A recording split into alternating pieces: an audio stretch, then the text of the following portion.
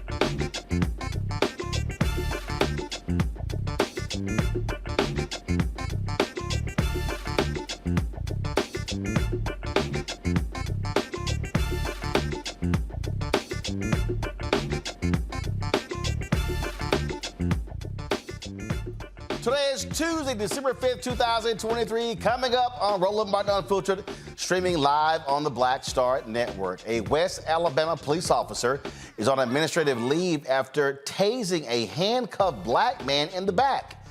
We'll talk to some officers of the Pickens County NAACP about this disturbing case.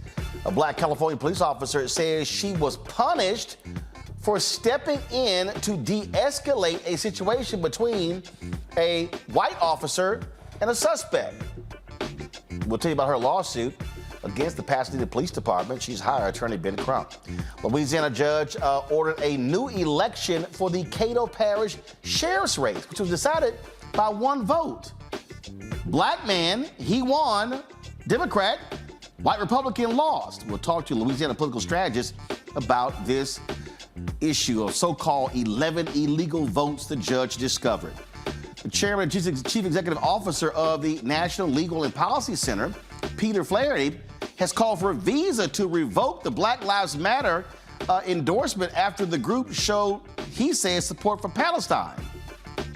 He's here to explain why. In our marketplace segment, it's a game that could get your black card revoked. We'll talk to the creators of the Trivia for Us card game. It's time to bring the funk. I'm Roland Martin Unfiltered with Black Star Network. Let's go. He's got it. Whatever the miss, he's on it. Whatever it is, he's got the scoop, the fact, the find. And when it breaks, he's right on time and it's rolling. Best believe he's knowing.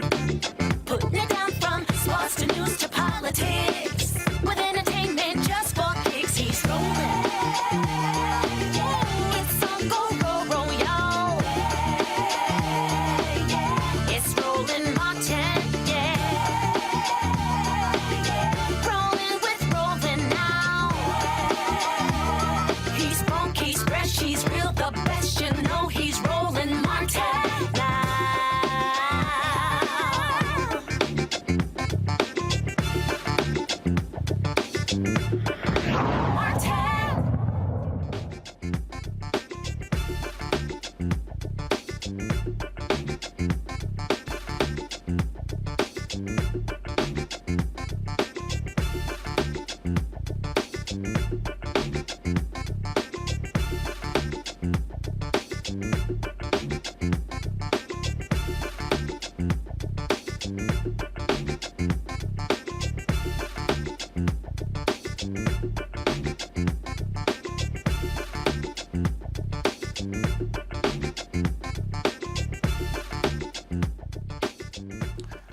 A black Pasadena, California police officer, a sister, says she was retaliated against after she stepped in to de-escalate a situation between a fellow officer and a suspect.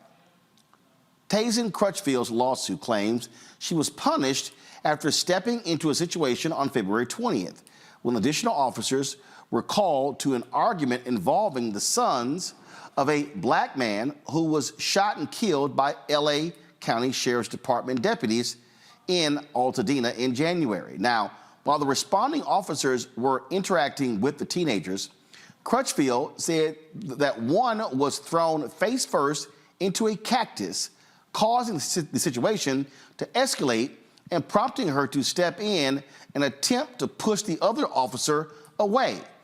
Now, folks, watch what happens. Hold down. Pull my jacket down. All the way down. You see? Is this the security? Yeah.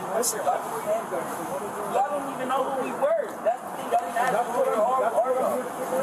No, because this one right here was the aggressive one. You're getting aggressive, my officer. Yeah, you know why? No, don't sit here and back the story up now. Don't do that. Don't do that. Don't do that. Don't do that. Don't do that. And I'm definitely letting him know that. Because you shouldn't be on the streets.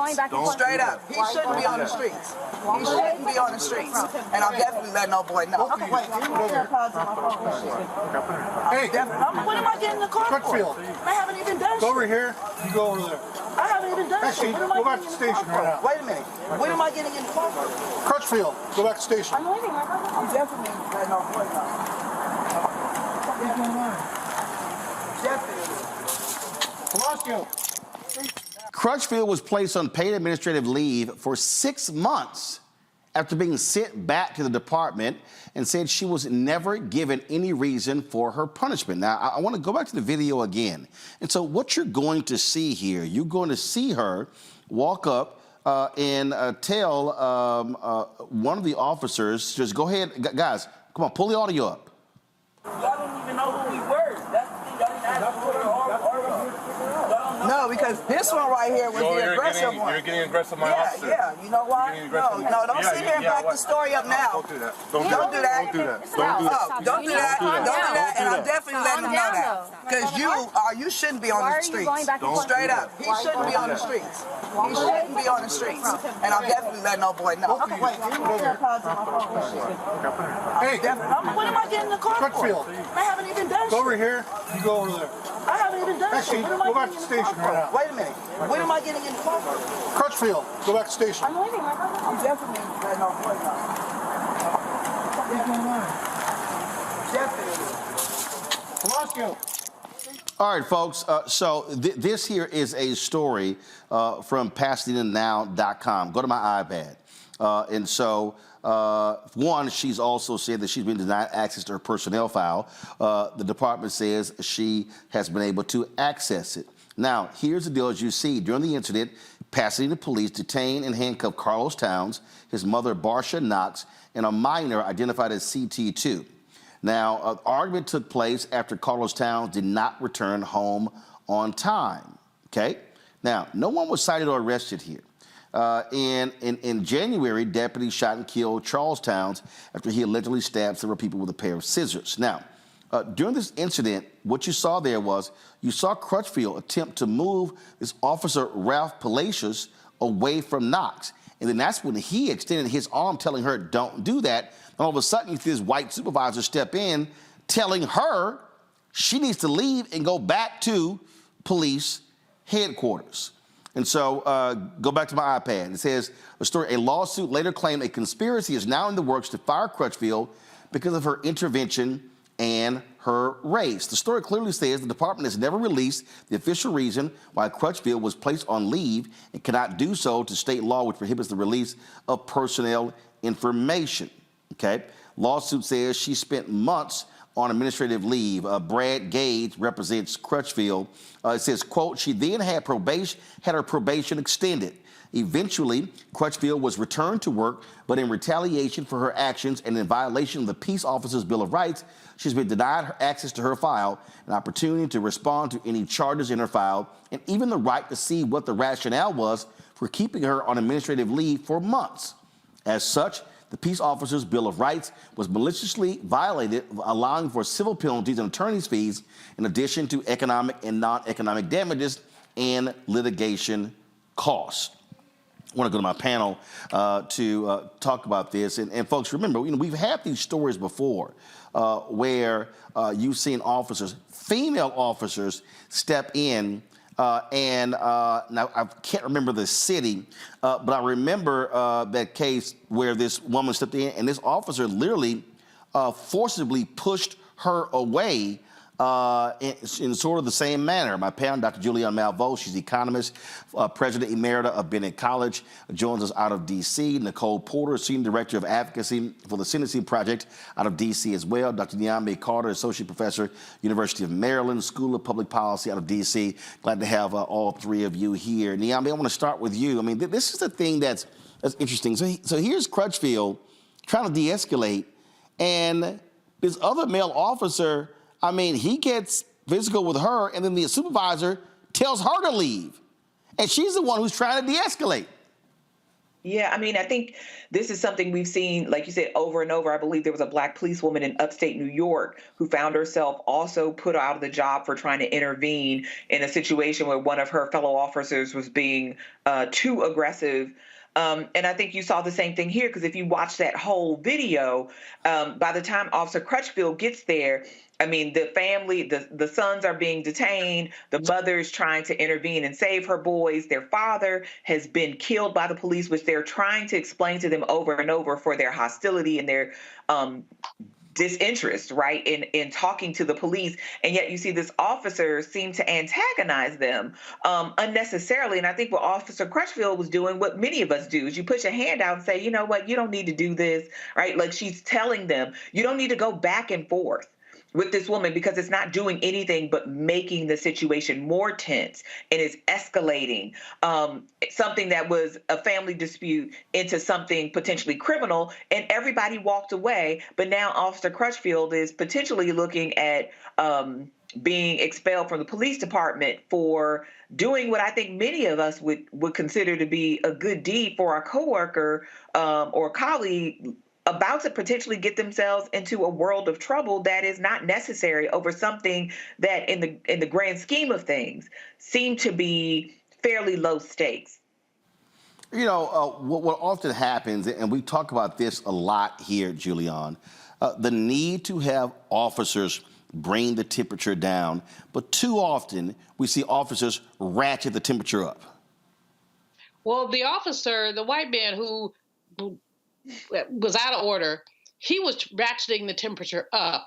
I think Officer Crutchfield, and she's from that community, she knows these people, and she's just saying, just chill for a minute.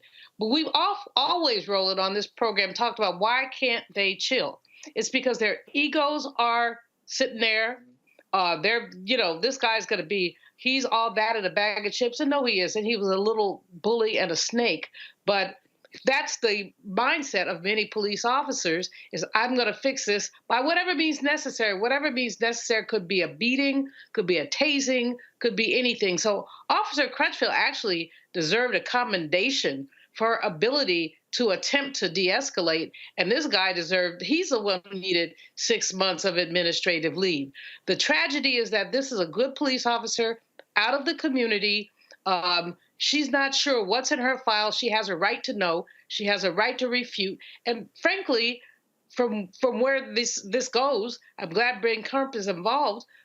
Her career as a police officer may be in jeopardy. You know, Nicole, the thing here is what we desire. We desire to have officers who know how to de-escalate. This right here, this was the case out of Florida. This is the video, guys, go to my iPad, where you see here where this female officer, she's trying to sit here, and you're going to see in a moment, she's trying to sit here and pull this male officer away. He gets physical with her. He was eventually charged with assault, and I want to play this so people can hear it, because I think it's sort of the same thing. Go ahead. Get in the car. All right, I'm getting in. Get your feet in. What's up? Hey, look at me. Look at me. Look at me. You want to play games? You're playing with the wrong mother. What you got to do, man? You going to mace me? Look at me, mother. You want to play games? You ever get disrespectful with my officers, I will remove your soul from your body. Do it, man. Do what you got to do. Don't ever touch me again. Sir. Get the off. Sir. Just let it be.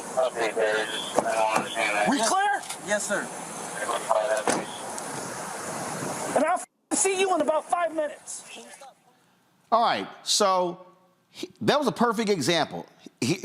Cop, he jumped, he's tatted up, He's pumped up, Buff. He jumps out, pushes the other officers out of the way, comes in trying to play John Wayne, and escalates the situation, and then gets into an altercation with the female cop who's pulling her off, like basically saying, man, we don't need you coming here escalating. And this is the thing. These male cops, they come in here hyped up, largely white male cops dealing with black suspects, and they want to blow off the women, whether they're black or white. I mean, it's the problem with policing. And, you know, one of the main solutions is community policing, have people from the community. That can be helpful. But even then, I mean, in the midst of a conflict, in the midst of an arrest where a police officer may be on level 150 and not have the tools or not be capable of using any tools that they've been taught to de-escalate the situation and emotionally regulate themselves, literally people's lives are at risk. And then you have their colleagues in these two cases that we're looking at here, Officer Crutchfield out in California, this Florida case, where women police officers are attempting to help de-escalate the situation. And these are the solutions that are offered when some of these police interactions result in fatal killings, result in people being violently harmed. And yet, even then, when people are attempting to de-escalate, when other law enforcement officers are attempting to de-escalate, the level of violence in the police interaction is still there, still puts people at risk. And now Officer Crutchfield, her career is compromised. So the entire problem, the entire culture of policing in this country is the problem. And there's someone that I want to definitely single out. So go back to the other video, and so watch the supervisor. So I'm explaining to you what he should have done. Go. Get down, all the way down. You see? Is this the supervisor? Yeah. Y'all don't even know who we were. That's the thing. Y'all didn't ask for it. No, because this one right here was the aggressive one. You're getting aggressive, my officer. Yeah, you know why? No, don't sit here and back the story up now. Don't do that. Don't do that. Don't do that. And I'm definitely letting him know that. Because you shouldn't be on the streets. Straight up. He shouldn't be on the streets. He shouldn't be on the streets. And I'm definitely letting old boy know. Hey,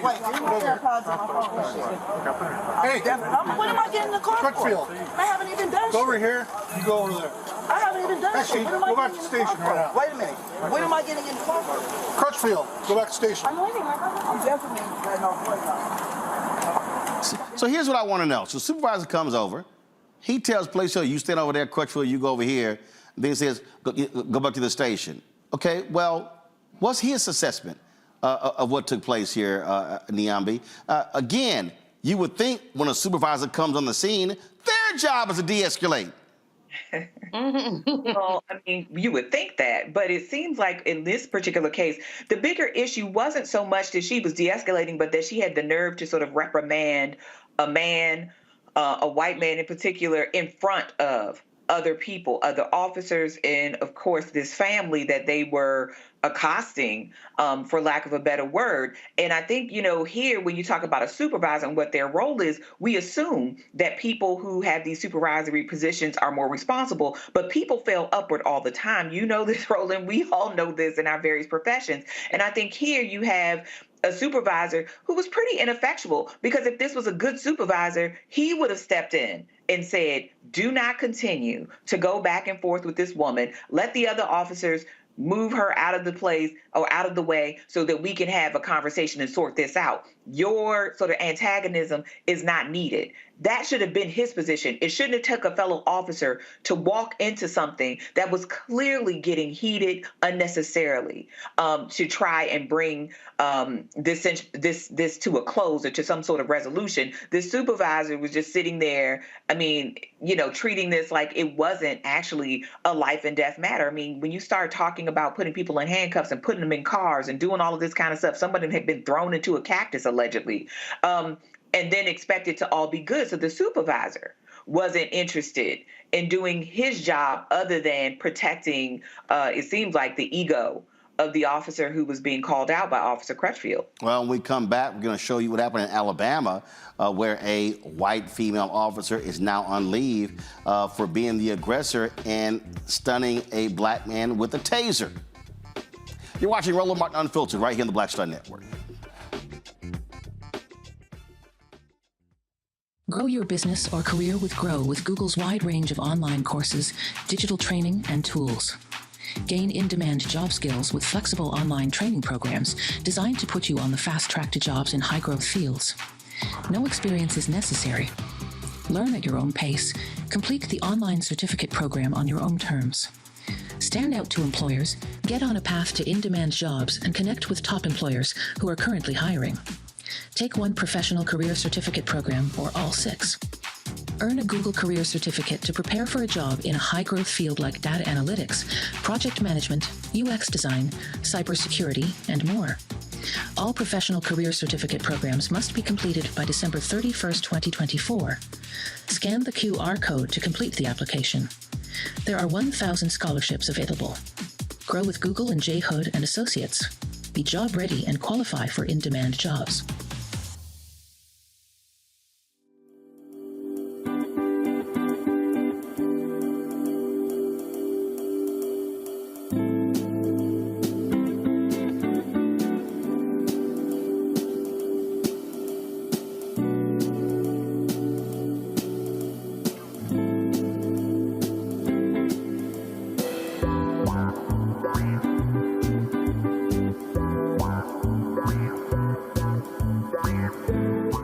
What's up, everybody? It's your girl, Latasha from the A. And you're watching Roland Martin Unfiltered.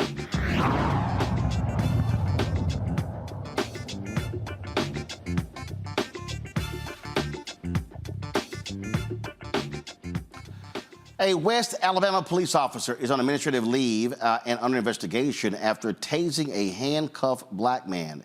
The reformed police officer, identified as Dana Elmore, was caught on video cursing and tasing Micah Washington in the back. The incident happened in Pickens County, about 40 miles west of Tuscaloosa, on December 2nd.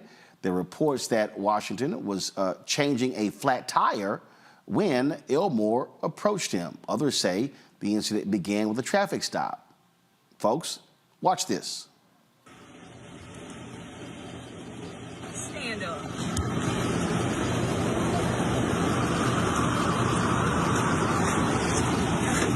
Right there in front of the car.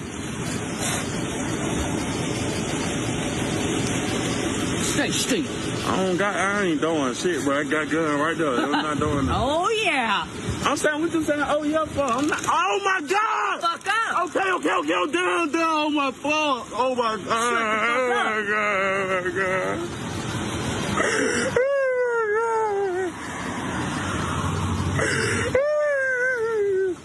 You want it again? No, man. Shut the fuck up. You was big and bad. Shut your bitch ass up.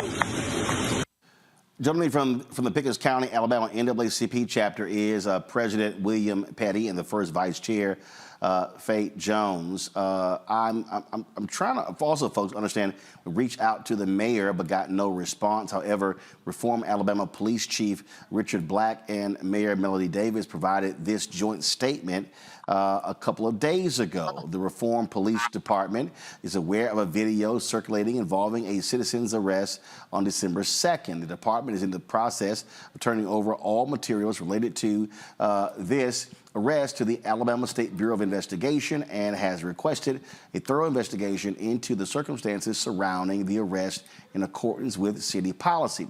The officer involved has been placed on administrative leave while the investigation is conducted. Any questions regarding the investigation should be directed to the State Bureau of Investigation. All right, so that's their statement there. So let me ask you here, William, as well as Faith. So as I watched the video, the man says he has a gun. She goes, oh, there we go. She puts it on the car and then begins to tase him. He was under control. He wasn't resisting arrest. There really was no need to tase this man. That's correct. From our observation, there was no need. He was subdued in handcuffs. Have y'all had any conversations with the mayor or the police department regarding this? Yes, sir. I've met with the mayor, the magistrate, and the chief of police, and they gave me the data they say they had, and they also shared that she was placed on administrative leave, Miss Dana. This is, I mean, again, so the officers on leave. Are you aware of any other issues with police in the town? There have been earlier incidents. Are you talking about with this officer? No, not necessarily with this officer, but other issues in the police department. Yes, sir. Football player. We had incident with Mr. Brody that started in reform, and also the incident with the professional football player. Both of them are dead now.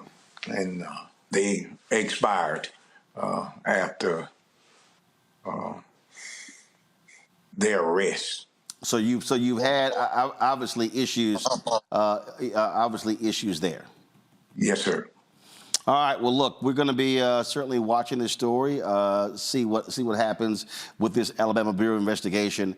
So certainly keep us abreast of what's next. Yes, sir. Thank you. All right. Thanks a bunch.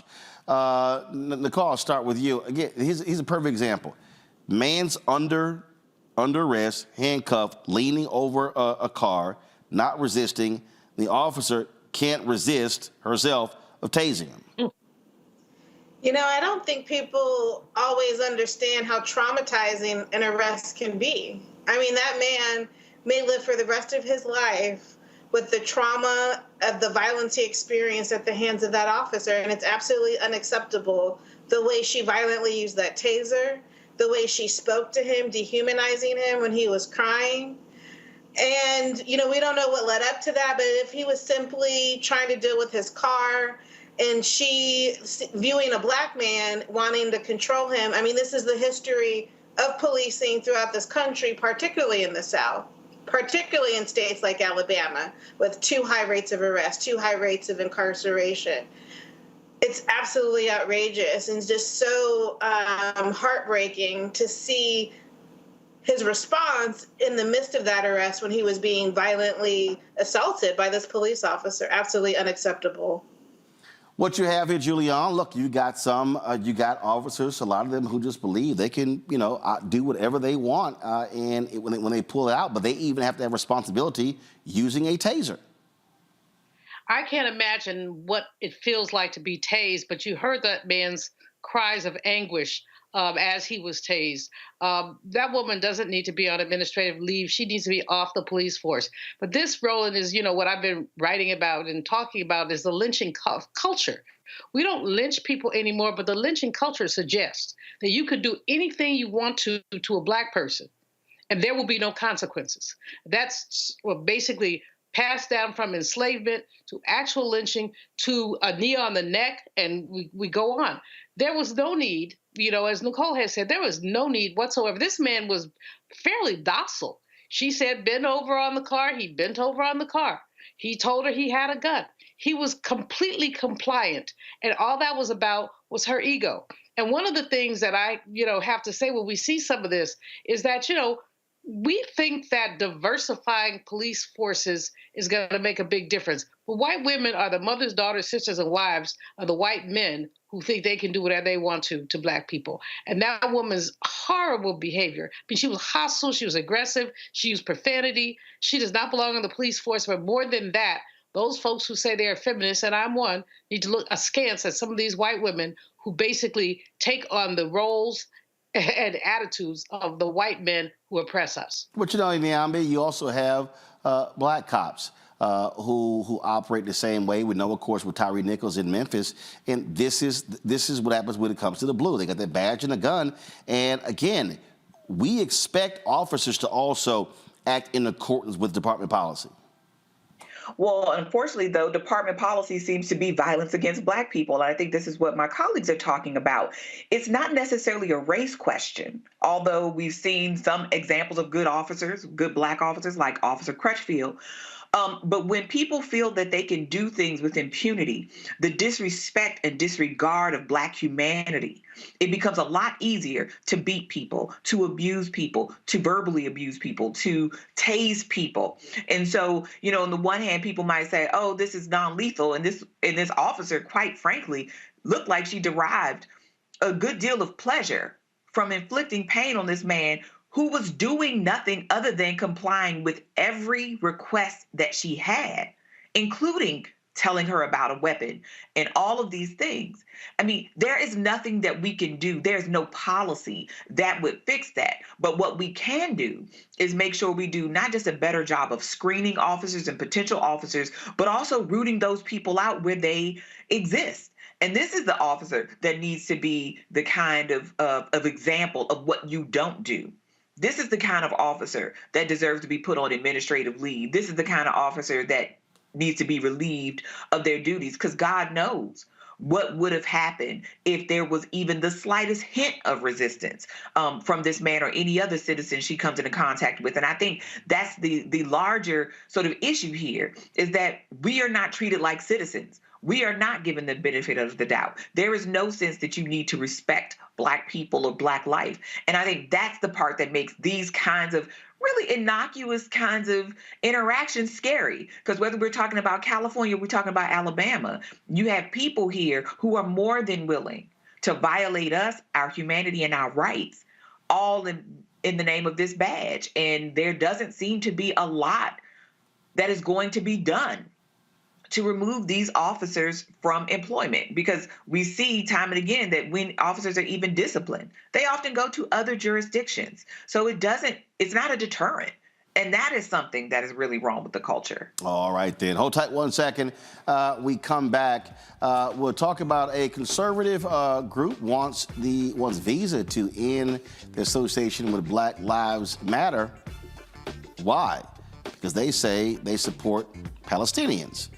We'll talk with the leader of that group next on Roland Martin Unfiltered on the Black Star Network. Be sure to support us in what we do. Send your check and money order to P.O. Box 57196, Washington, D.C. 20037-0196. Cash App, $RM Unfiltered. PayPal, R Martin Unfiltered. Venmo's RM Unfiltered. Zelle, Roland at RolandSMartin.com. Roland at RolandMartinUnfiltered.com. We'll be right back. Hatred on the streets, a horrific scene, a white nationalist rally that descended into deadly violence. White people are losing their damn minds. As an angry pro-Trump mob storms the U.S. Capitol, we're about to see the rise of what I call white minority resistance. We have seen white folks in this country who simply cannot tolerate Black folks voting. I think what we're seeing is the inevitable result of violent denial. This is part of American history. Every time that people of color have made progress, whether real or symbolic, there has been what Carol Anderson at Emory University calls white rage as a backlash. This is the rise of the Proud Boys and the Boogaloo Boys. America, there's going to be more of this. Here's all the Proud Boys, guys. This country is getting increasingly racist in its behaviors and its attitudes because of the fear of white people. The fear that they're taking our jobs, they're taking our resources, they're taking our women. This is white fear.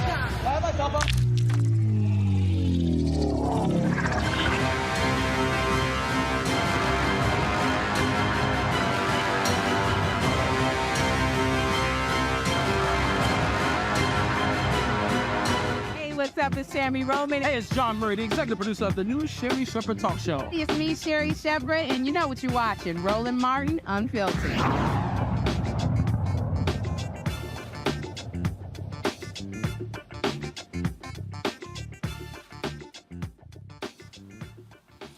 All right, folks, welcome back to Roland Martin Unfiltered. A now deleted post by Black Lives Matter Chicago caught the attention of many, including the National Legal and Policy Center.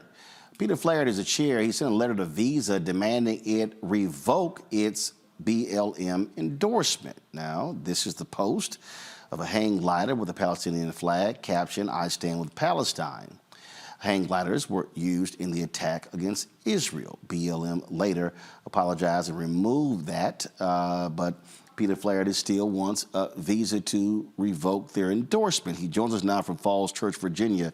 Peter, glad to have you here. So I'm curious, this is not just related to the BLM Chicago Post. You have criticized other corporations for their support of Black Lives Matter. Why? Well, that's correct. And of course, the paraglider post was taken down, but that was after 30 million people saw it. Roland, this isn't just something we cooked up in the wake of October 7th. We have a long history of being critical of Black Lives Matter. We exposed the fact that Patrice Cullors owned 4 pieces of real estate and was enriching her family with all these inside deals. And of course, she had to resign from the movement. When it comes to Visa, Inc., we were at the annual meeting earlier this year. We had a number of items we raised, and one of them was Visa's endorsement of Black Lives Matter. So we've been critical of this before, during, and after October 7th. The question, why? You talked about, first of all, Patricia Cullors. You talked about what she was involved with. First of all, she also publicly talked about money that she as an individual has earned as opposed to the entity. There was an audit that was actually done after she actually left. And so when you say that she was commingling, things along those lines, they actually talked about that. But again, why specifically do you have a problem with Black Lives Matter, the movement? Well, just before we leave Patrice Cullors, we filed a complaint with the IRS against the organization, and we did not allege that Ms. Cullors misappropriated funds. We alleged that there were inside deals, like paying her brother over $100,000 for security services, which violated IRS regulations regarding inside dealing. But to cut to the chase on BLM, we believe that big companies like Visa and Coca-Cola should not get involved in controversial public policy issues because they have customers and shareholders and employees on both sides. And when you look at Black Lives Matter, their number one public policy priority was defunding the police, and everybody's run away from that, and big companies have run away from that. It seems like, they tried it and it didn't work in a lot of places. But Visa hangs in there. This endorsement of BLM stays on their website, and we've asked the chairman of Visa, Al Kelly, who wrote it, to take it down. I'm curious. You said that you disagree with companies like Coca-Cola and others, Visa, supporting Black Lives Matter because of public policy positions. Can you show me where you, as an organization, opposed corporations involved in ALEC? ALEC? Yes.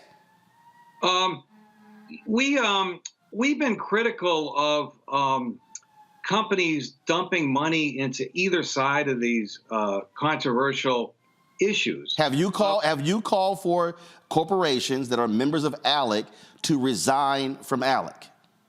No, but we've been critical of corporations that fund ALEC for sure on a variety of issues. What companies? Well, Big Pharma. Big Pharma sponsored Alec's big dinner. Who else? What? Who else? Well, Bud Light was there too. Who else? Well, I've just named 2, Roland. Right. Have you been critical of Coke Industries for their involvement in ALEC? No, but why? Why? They've been a funder of ALEC. See, if you're going to be critical of these companies, because you said yourself, because of public policy, well, is ALEC not directly involved in public policy across the country? Well, you asked me to name some, and I named 2. Right. You named 2, but you did not name the conservative Coke Industries that funds ALEC.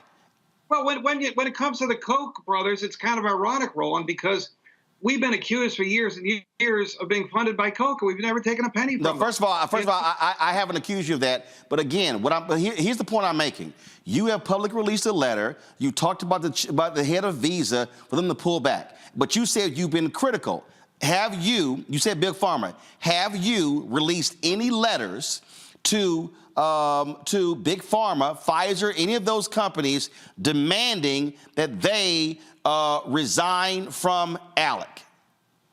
No, not specifically. But you specifically done it for Black Lives Matter and Visa, but you won't do it for these companies with ALEC. But you say you were critical that these companies shouldn't be involved in public policy, but they're involved in public policy with ALEC. Isn't that the same? Well, I'll say it again. We believe that big companies should stay out of these issues, and the more controversial, the more reason to stay out. But Peter, I'm very clear though. I received an email from you regarding Visa and Black Lives Matter, and it details what you've done. The demands that you are making of Visa regarding Black Lives Matter are not the same demands that you have made of corporations involved in ALEC, and I wonder why. Well, I don't think there's a moral equivalency between Black Lives Matter and ALEC. ALEC's kind of boring, really. No, they're not. No, they're not. ALEC has been responsible for the stand your ground laws across the country. ALEC has been involved with significant public policy all across the country, largely conservative. What you just said is simply not true. Roland, I'm not responsible for every public policy debate. That's exactly our point, that these things are so far-flung and so controversial that companies should stay out of them. But the point that I'm making to you is, why are you targeting Visa specifically with Black Lives Matter, but you're not giving the same energy to companies that fund ALEC? And actually, ALEC has been far more detrimental and involved in public policy than Black Lives Matter. You can criticize ALEC all you want, but you can't call them racist. You can't call them terrorists. You can't call them a bunch of extremists. It's a bunch of Republican state legislatures who get around from around the country, who get together and have dinner.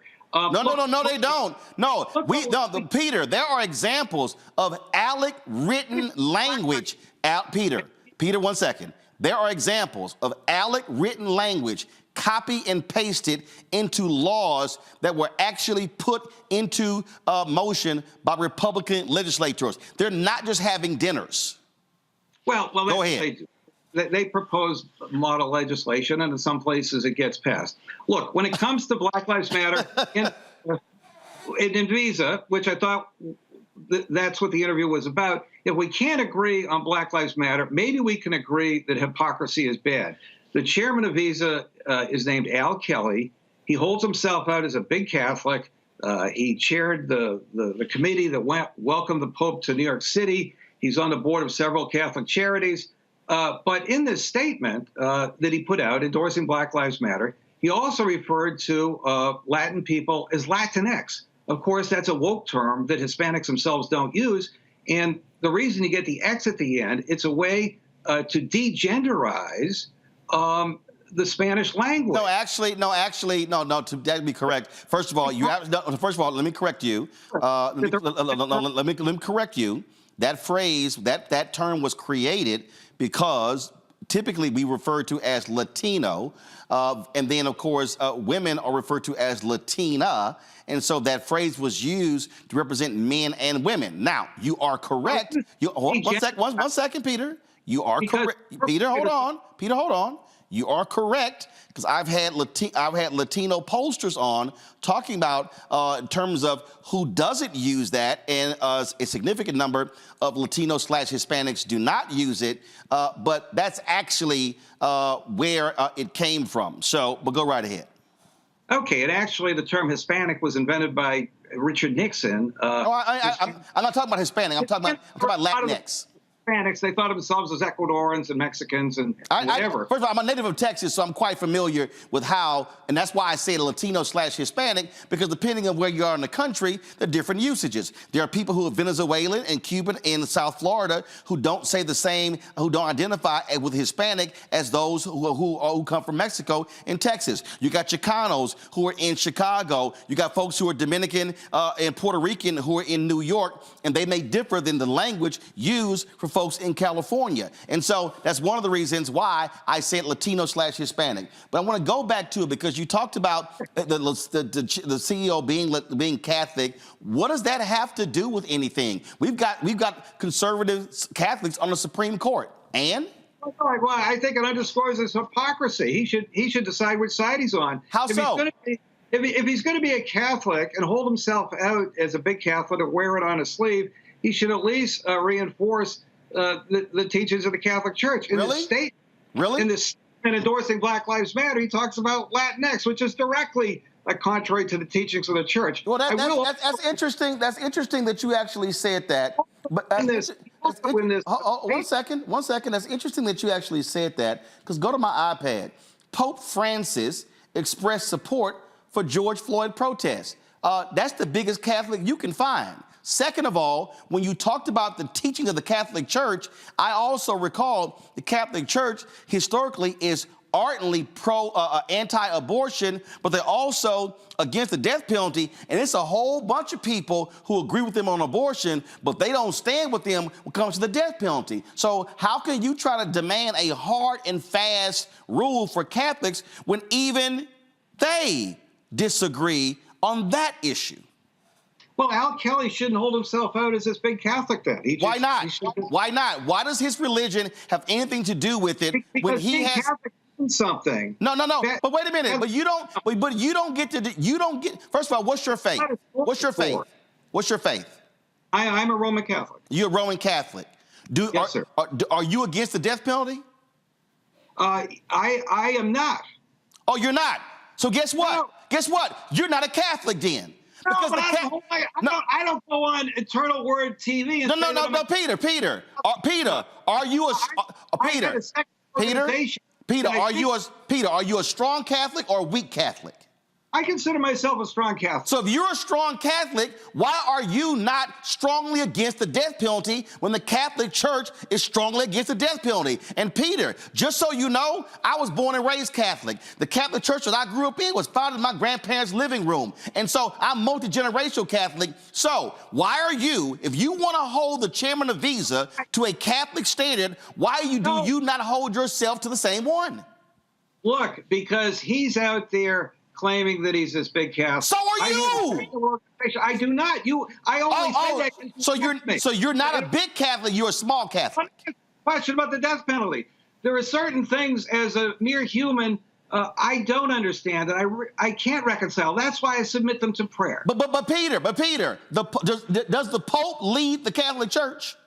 Yes. Are you supposed to follow the directives of the Catholic Church, Catholic leadership? Yes. So if the Catholic Church from the Vatican on down is anti-death penalty, well, aren't you being in violation of your Catholicism by not being anti-death penalty? Well, I just said I was, and we're not here to talk about. So why are you mad with the chairman of Visa because he might disagree with you when you disagree with the Pope? Because I'm not a hypocrite. I'm not a public Catholic. I don't hold myself out as a Catholic spokesman. Do you lead a public organization? I'm sorry? Do you lead a public organization? Yes, we have. Do you lead a nonprofit? I'm sorry? Are you a nonprofit? Yes. Is your organization involved in numerous lawsuits? Yes. Is your organization, do you make public statements? Yes. You are a public Catholic. Am I on trial? No. I'm actually showing you your own hypocrisy because you're criticizing Visa chairman for something that you do, and you're mad at him when you yourself are not the ardent, strong Catholic that you want him to be. Okay, well, look, I at least come on your show and admit to this hypocrisy. Al Kelly has not. Look, it gets much worse. No, it's okay. I'll be happy to invite the chairman of Visa on the show, but go ahead. Go ahead, make your point. Go ahead. To drag his sorry ass onto your show. I would love to have him on the show, and we could talk about Visa's advertising with Black-owned media, but go ahead. And he's now only chairman of Visa, but he used to be CEO and chairman. Okay. And while he was CEO, Visa was handling the credit card transactions for some of the biggest porn sites in the world, including kiddie porn sites. But what does that? Well, first of all, I'll be honest with you, Peter. You don't want to go there. You don't want to go there because it's a whole bunch. It's a whole bunch of cable companies that made lots of money with porn in hotel rooms. So let's just be honest. It's a lot of Americans, conservative and liberal, make money with porn. Well, I was leading up to a point, and the point was evidence submitted to the court showed that Al Kelly was aware of this. But what does that have to do with Black Lives Matter? We can have a philosophical argument about the death penalty. But what does that have to do with Black Lives Matter? You want them to pull support of Black Lives Matter.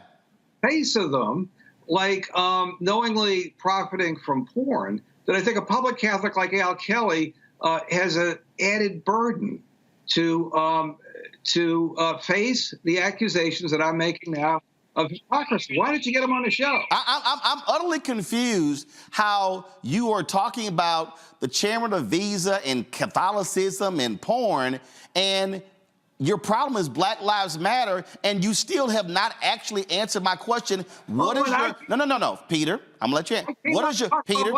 Peter, what is your fundamental problem with Black Lives Matter in 2023?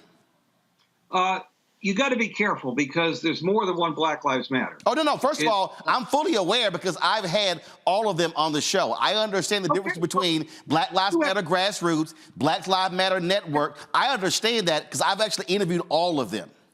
Yes, of course. And the Black Lives Matter grassroots people have taken great interest in what we have done in exposing the corruption within the Black Lives Matter Global Network Foundation. But let's look at Black Lives Matter, what happened in the wake of October 7th. You had the Chicago paragliding post that you've already put up there. The national BLM grassroots organization put out a statement of solidarity with Palestine. Are you saying they can't do that? No, but I can be critical of it. Okay, no. I'm just saying that them putting that statement out, is that illegal? No, it's certainly ill-advised. And let me ask you a question. Let me ask Peter. Peter, I'm asking Peter, simple question. Peter, simple question. If Black Lives Matter grassroots had put out a statement in support of Israel, would you have a problem with that?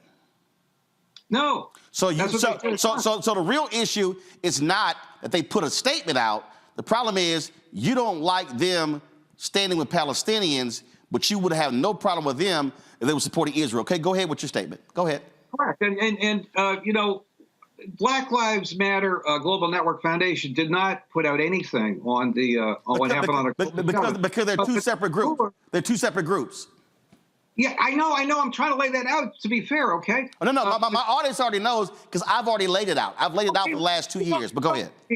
You know these people. Most people in the conservative movement don't know these people. Well, first of all, most conservative people don't know a lot of black people, so it's no surprise they don't know anything about Black Lives Matter. Roland, you're looking at me like I'm some kind of white guy. No, I'm not. Right? No, I'm not. No, what I'm saying, Peter, is here's what I'm saying. You're targeting Peter. You're targeting Visa, but I still need to know. Okay, they released a statement. Peter. So much to defend myself. Peter. It's all good. They released a statement supporting Palestinians. What else? That's enough, isn't it? No, wait a minute. That's it. Hold up, that's it. But what happened on October 7th? Hold up, that's it? That's it? You think that reaction was a little unusual or condemnable? I'm sorry. So you're telling me that you're making this big brouhaha because Black Lives Matter grassroots released a statement saying they were standing with Palestinians, and you think that's why Visa should not be involved with them whatsoever. That's it? Correct. It's enough. No, it's not. That's pretty weak, Peter. I mean, it's pretty weak. Well, I'll tell you what's weak. I think your personal attacks on me are pretty weak. And no, Peter, wait a minute, Peter. You attack Peter. He had 8 kids, right? But he also had hundreds of black kids. My dad was a basketball coach at public schools, at inner city schools in Massachusetts for 30 years. The Catholic schools grabbed all the good players. He was left with the rest. They were runners-up in the state twice. And when you're a basketball coach's son, what you do on Saturday morning? You go to basketball practice with your dad. And my dad was a goddamn saint. And Peter, now you're mad at the Catholic schools took the best players? A lot of these guys did not have fathers. My dad kept them in school. My dad was responsible for kids going to college who otherwise wouldn't. Peter, that has nothing to do with Black Lives Matter. No, it does, because you're looking at me like I'm a white guy. No, I'm not. No, actually, Peter. No, Peter. No, I'm not. What do you mean? Peter, Woosah. You said, Peter, you just said about 60 seconds ago, you said that I was lodging personal attacks against you. Peter, no, actually I didn't. I didn't react. I tried to answer your question. Peter, you literally personally attacked the faith of the visa chairman because you disagree with him. And then when I show your own hypocrisy on the death penalty. I did not attack his faith. You did! Peter, you literally attacked a man saying he's not, you basically said he's not a real Catholic. No, I didn't say that. I said he was exhibiting hypocrisy for the public stands which differ from his public allegiance to the church. And so do you. No, I don't. Peter, if you, Peter Flaherty,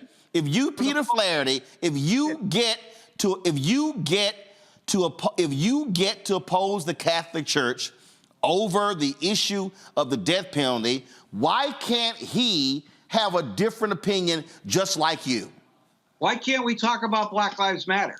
You the one brought up the man being a Catholic, not me. You brought him up. I didn't even know he was a Catholic. I brought up the fact that he's a hypocrite in the context of his support for Black Lives Matter, period. Well, here's what I'll say here, Peter. Here's what I'll say here, Peter. Should I come on the show again, Roland? I've tried to answer your questions. I've tried to be reasonable. You kept interrupting me. No, Peter. Peter, what I did was but I'm not sure I should come back. No, Peter. What do you think? Peter, I don't have a problem with you coming back. Here's the whole deal. Here's what I would suggest. I'm just going to give you some professional television advice. Don't bring up the man's Catholicism that had nothing to do with Black Lives Matter, because what you then did was you then diverted the conversation to something else as opposed to the subject at hand. I didn't bring it up. You did. Now, I'm going to tell you right now, Peter. He's on the Pope's Commission on Inclusive Capitalism. And guess what? He's on the Pope of New York City. He's on the board of Boston College. He sits on the board of other Catholic nonprofits. I do none of those things. I admire him for that, but he should not, when he puts out a statement right after George Floyd gets beaten to death and goes with the herd are you saying that Visa was wrong for putting a statement out after the death of George Floyd? I'm sorry?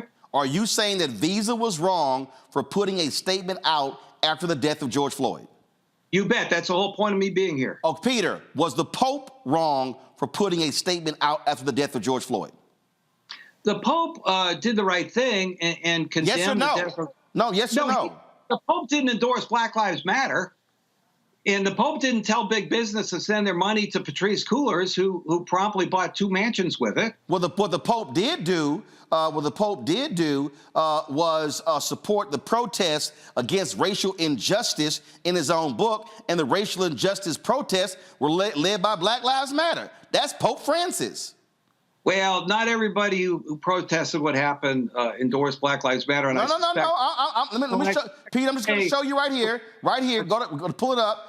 Pope book backs George Floyd protests, blast virus skeptics. That's the Pope. So I'm confused. So you're mad at the Visa dude, but you're not mad at the Pope? Look, the Pope did not endorse Black Lives Matter. The people who protested Floyd's death is a much broader people than those that support Black Lives Matter. And the people that actually support Black Lives Matter now are a tiny group. The group's been discredited. The public opinion polls that ask about the group's favorability have been going down for the last 2 years. And we like to think we were part of that by exposing the corruption. And it's got to be lower than ever now after the paraglider poster and whatever else. Well, I'll tell you. Matter of fact, I just want to show you this right here. Now, see, here's what's interesting. You said the Pope did not support Black Lives Matter. Interesting. This is from a story right here. Pope Francis called George Floyd by name twice and offered support to an American bishop who knelt in prayer during a Black Lives Matter protest. Cardinals, black and white, have spoken out about Floyd's death, and the Vatican's communications juggernaut has shifted into overdrive to draw attention to the cause that he now represents. Sounded to me like the Pope was standing in solidarity with Black Lives Matter. Well, are you implying that the Pope supported the paragliding posting? No, Peter. What I'm saying, Peter. What are you saying? Peter, what I'm saying is, sounds like Pope Francis was standing in solidarity in the wake of the George Floyd death with Black Lives Matter protesters, which are being all across the country, that you have a problem with. And so it sounds like the chairman of Visa, when he released that statement, he was in line with the Pope. So it sounded to me like he was a pretty doggone good Catholic. Well, I think that the Pope has always stood against injustice. He stood about... Praise the Lord. He's condemned what happened on October 7th, and I think you're making a mistake, Roland, associating everything that Black Lives Matter does with having the support of the Pope. Well, but I think you are making a mistake by trying to discredit all of Black Lives Matter movement, because there are people across this country who are good people, who are church-going people, who are Christians, who are Catholics, who are Baptists, who are Methodists, who are out there fighting racial injustice. My first two stories were about police officers and the wrongdoing. And here's what I'm going to say, Peter. You might be upset. In that BLM chapter in Chicago, I thought that post was stupid. I said so as well. But that chapter also is not a part of the actual movement. And there's some people who do some stupid stuff, including some conservative organizations. And all I'm going to say, Peter, is very simple.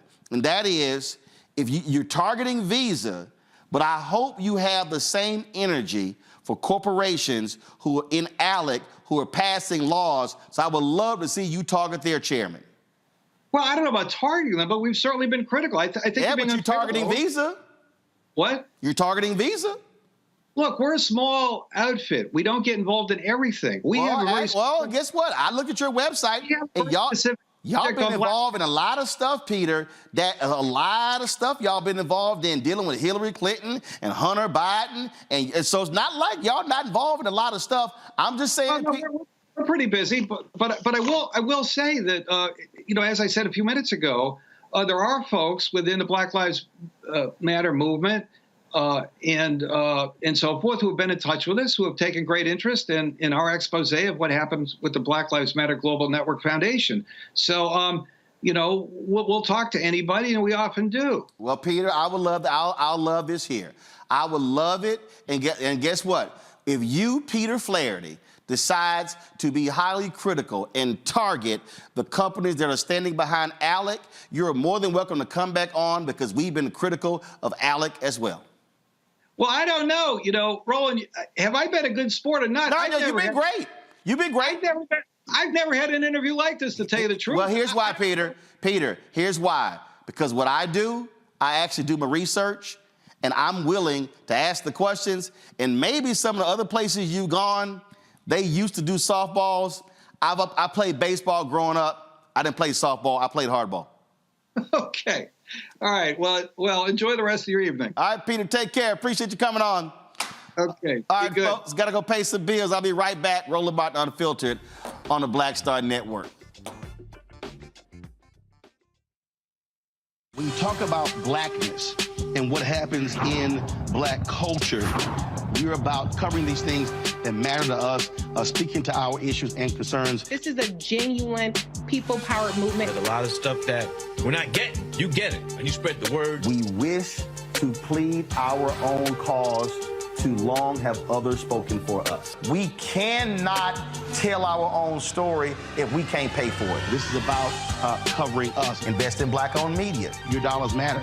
We don't have to keep asking them to cover our stuff. So please support us in what we do, folks. We want to hit 2,000 people, $50 this month, raise $100,000. We're behind 100,000, so we want to hit that. Y'all money makes this possible. Check some money orders. Go to P.O. Box 57196, Washington, D.C. 20037-0196. The Cash App is $RM Unfiltered. PayPal is R Martin Unfiltered. Venmo is RM Unfiltered.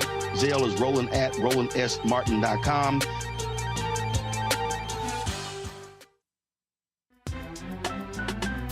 I'm Faraji Muhammad, live from LA. And this is The Culture. The Culture is a two-way conversation. You and me. We talk about the stories, politics, the good, the bad, and the downright ugly. So join our community every day at 3 p.m. Eastern and let your voice be heard. Hey, we're all in this together. So let's talk about it and see what kind of trouble we can get into. It's The Culture. Weekdays at 3, only on the Black Star Network. My name is Lena Charles, and I'm from Opelousas, Louisiana. Yes, that is Zydeco capital of the world. My name is Margaret Chappelle. I'm from Dallas, Texas, representing the Urban Trivia Game. It's me, Sherry Shepherd, and you know what you watch. Roland Martin on Unfiltered.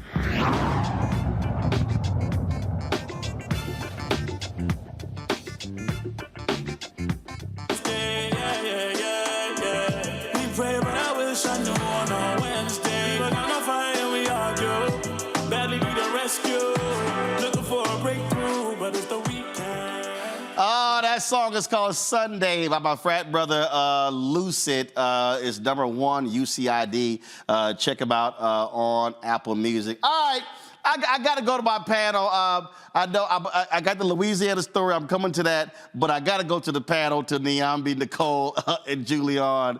And why do people try me, Julian? Because they set themselves up for a butt kicking. That's all. That man was so. Oh, God, don't even get me started. I'm sitting here cracking up.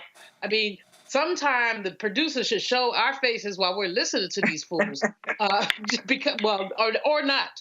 But he's speciously going after Black Lives Matter. Then he's going after the Chera visa. And he's got all kinds of slurs about Catholicism. I, too, grew up Catholic. I'm a spiritual sampler. You probably find me anywhere. Well, now you will find me in the African Methodist Episcopal Church. But, you know, to attack someone's Catholicism, he just was all over the place. I went on their website, and they are all over the place. They're very conservative. We wouldn't necessarily call them racist, but they are very conservative. And they going after Black Lives Matter. Why not go after the Boogaloo Boys? You know, why not go there? There's a whole. If you really are talking about justice, there's a whole lot. Why not go after the Orange Man? This guy, he's unhinged, and he clearly was. What I have to give him props to this.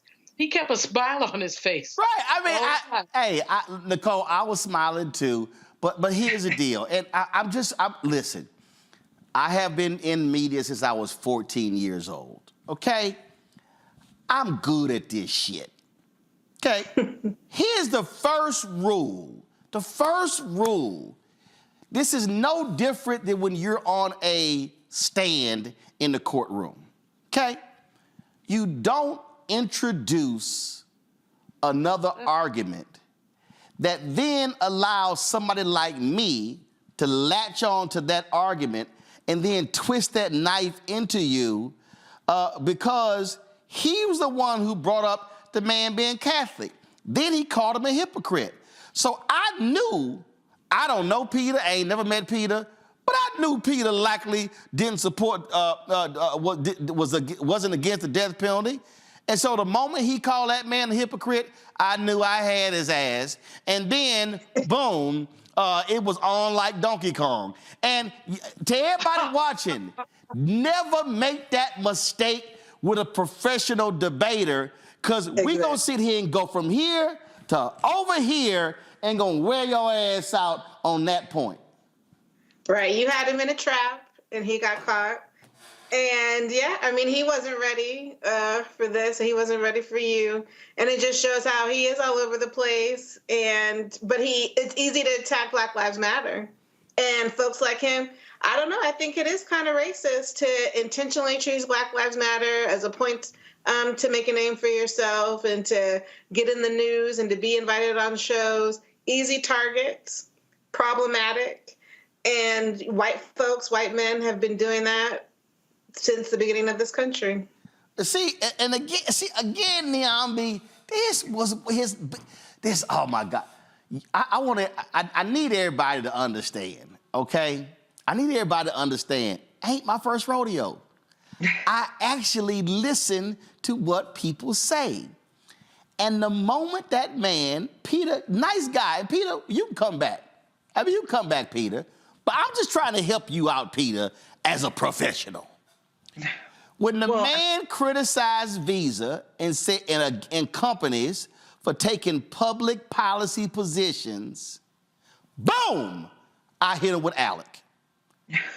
And we've been critical. You've spoken, but have you targeted? Boom, right there. I knew I had him. And again, you don't bring up stuff that you don't do for everybody else. Well, I mean, I think the point of it, right at the end of it all, is that underneath whatever this critique is, it's not about being ideologically consistent. It's not about being intellectually genuine. It's about a dislike for Black Lives Matter and other things. And even when he used the language of a woke term like Latinx, which is trying to be inclusive, and sure, there might be issues with the term, but even that characterization, I think, tilted his hand. And it isn't so much about the argument he was making or not making. It's sort of what doesn't get said. And what's not being said is I'm going after, or we're going after, Black Lives Matter or Visa because we don't like Black Lives Matter. Even calling out Patricia Cullors by name as if Patricia Cullors is the entirety of Black Lives Matter and trying to raise all of these objections when it's really not about Black Lives Matter. It's not about Visa. It's about the fact that you don't like what that organization stands for. So this particular meme or GIF or whatever they shared might have been the provocation. And I think there's lots to see that was wrong with that. However, this was a long-standing, long-simmering dislike of Black Lives Matter and their corporate partners.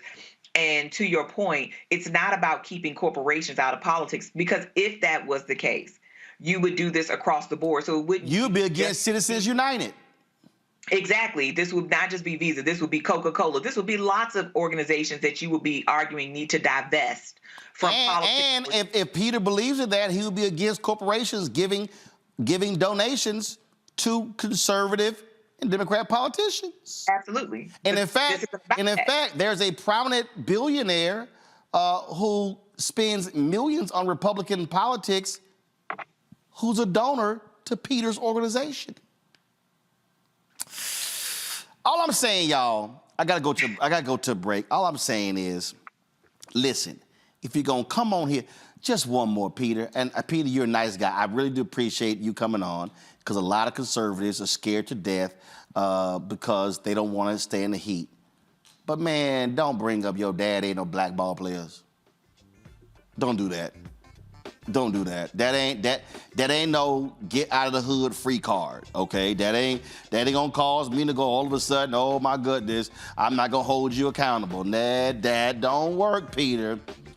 All y'all folk who keep opposing Black Lives Matter, it's interesting. Y'all mad at Black Lives Matter, but y'all ain't mad at what Black Lives Matter is fighting against.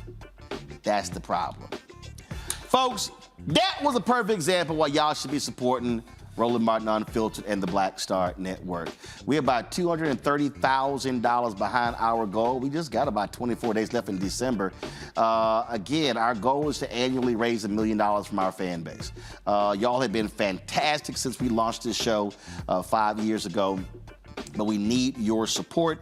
It is critical for us to do the work that we do. Not just, but look, we're in the studio. We got staff in the control room. I mean, everything that we do costs money. The cameras, the live streaming equipment, the staff that keeps us live on YouTube and on the Black Star Network app and on our other channels. And so please send your check and money order to P.O. Box 57196, Washington, D.C. 20037-0196. Cash App is $RM Unfiltered. PayPal are Martin Unfiltered. Venmo is RM Unfiltered. Zelle, Roland at RolandSMartin.com. Roland at RolandMartinUnfiltered.com. And of course, download the Black Star Network app Apple phone, Android phone, Apple TV, Android TV, Roku, Amazon Fire TV, Xbox One, Samsung Smart TV, and be sure to watch our 24-hour streaming channel on Amazon News by going to Amazon Fire. You can also tell Alexa play news from the Black Star Network. Watch us on Plex TV. Check us out on Amazon Freevee, and if you go to the live TV grid of Amazon Prime Video, you'll see us right there along with the other news channels. We'll be right back.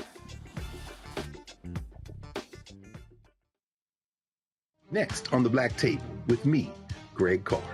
There's a lot of talk about the inevitability of another civil war in this country. But on our next show, we'll talk to a noted author and scholar who says we're actually in the middle of one right now. In fact, Steve Phillips says the first one that started back in 1861, well, it never ended. People carrying the Confederate flag, wearing sweatshirts saying MAGA Civil War, January 6, 2021, stormed the U.S. Capitol, hunted down the country's elected officials, built a gallows for the Vice President of the United States, and to block the peaceful transfer of power within this country. On the next Black Table, here on the Black Star Network.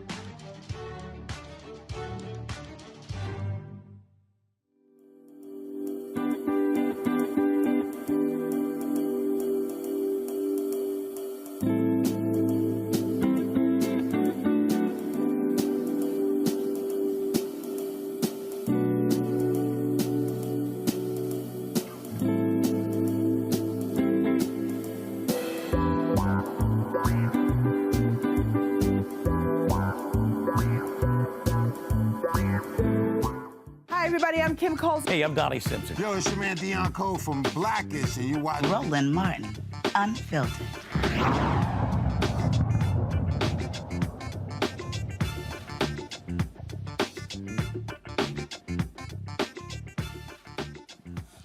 Well, this white Republican candidate in Louisiana, he ain't happy. He lost by one vote to the black Democrat. A Louisiana judge has ordered a new sheriff's election after this that was decided by a single vote. Ad hoc Judge Joe Bletch found at least 11 illegal votes cast and counted in the Caddo Parish sheriff's race. The votes Judge Belch deemed illegal were, first of all, votes that two who voted twice, 5 cast by absentee mail-in ballots that should not have been counted, and 4 invalid votes by felons who were unqualified to vote. John Nicholson sued Henry Whitehorn and elections officials last week.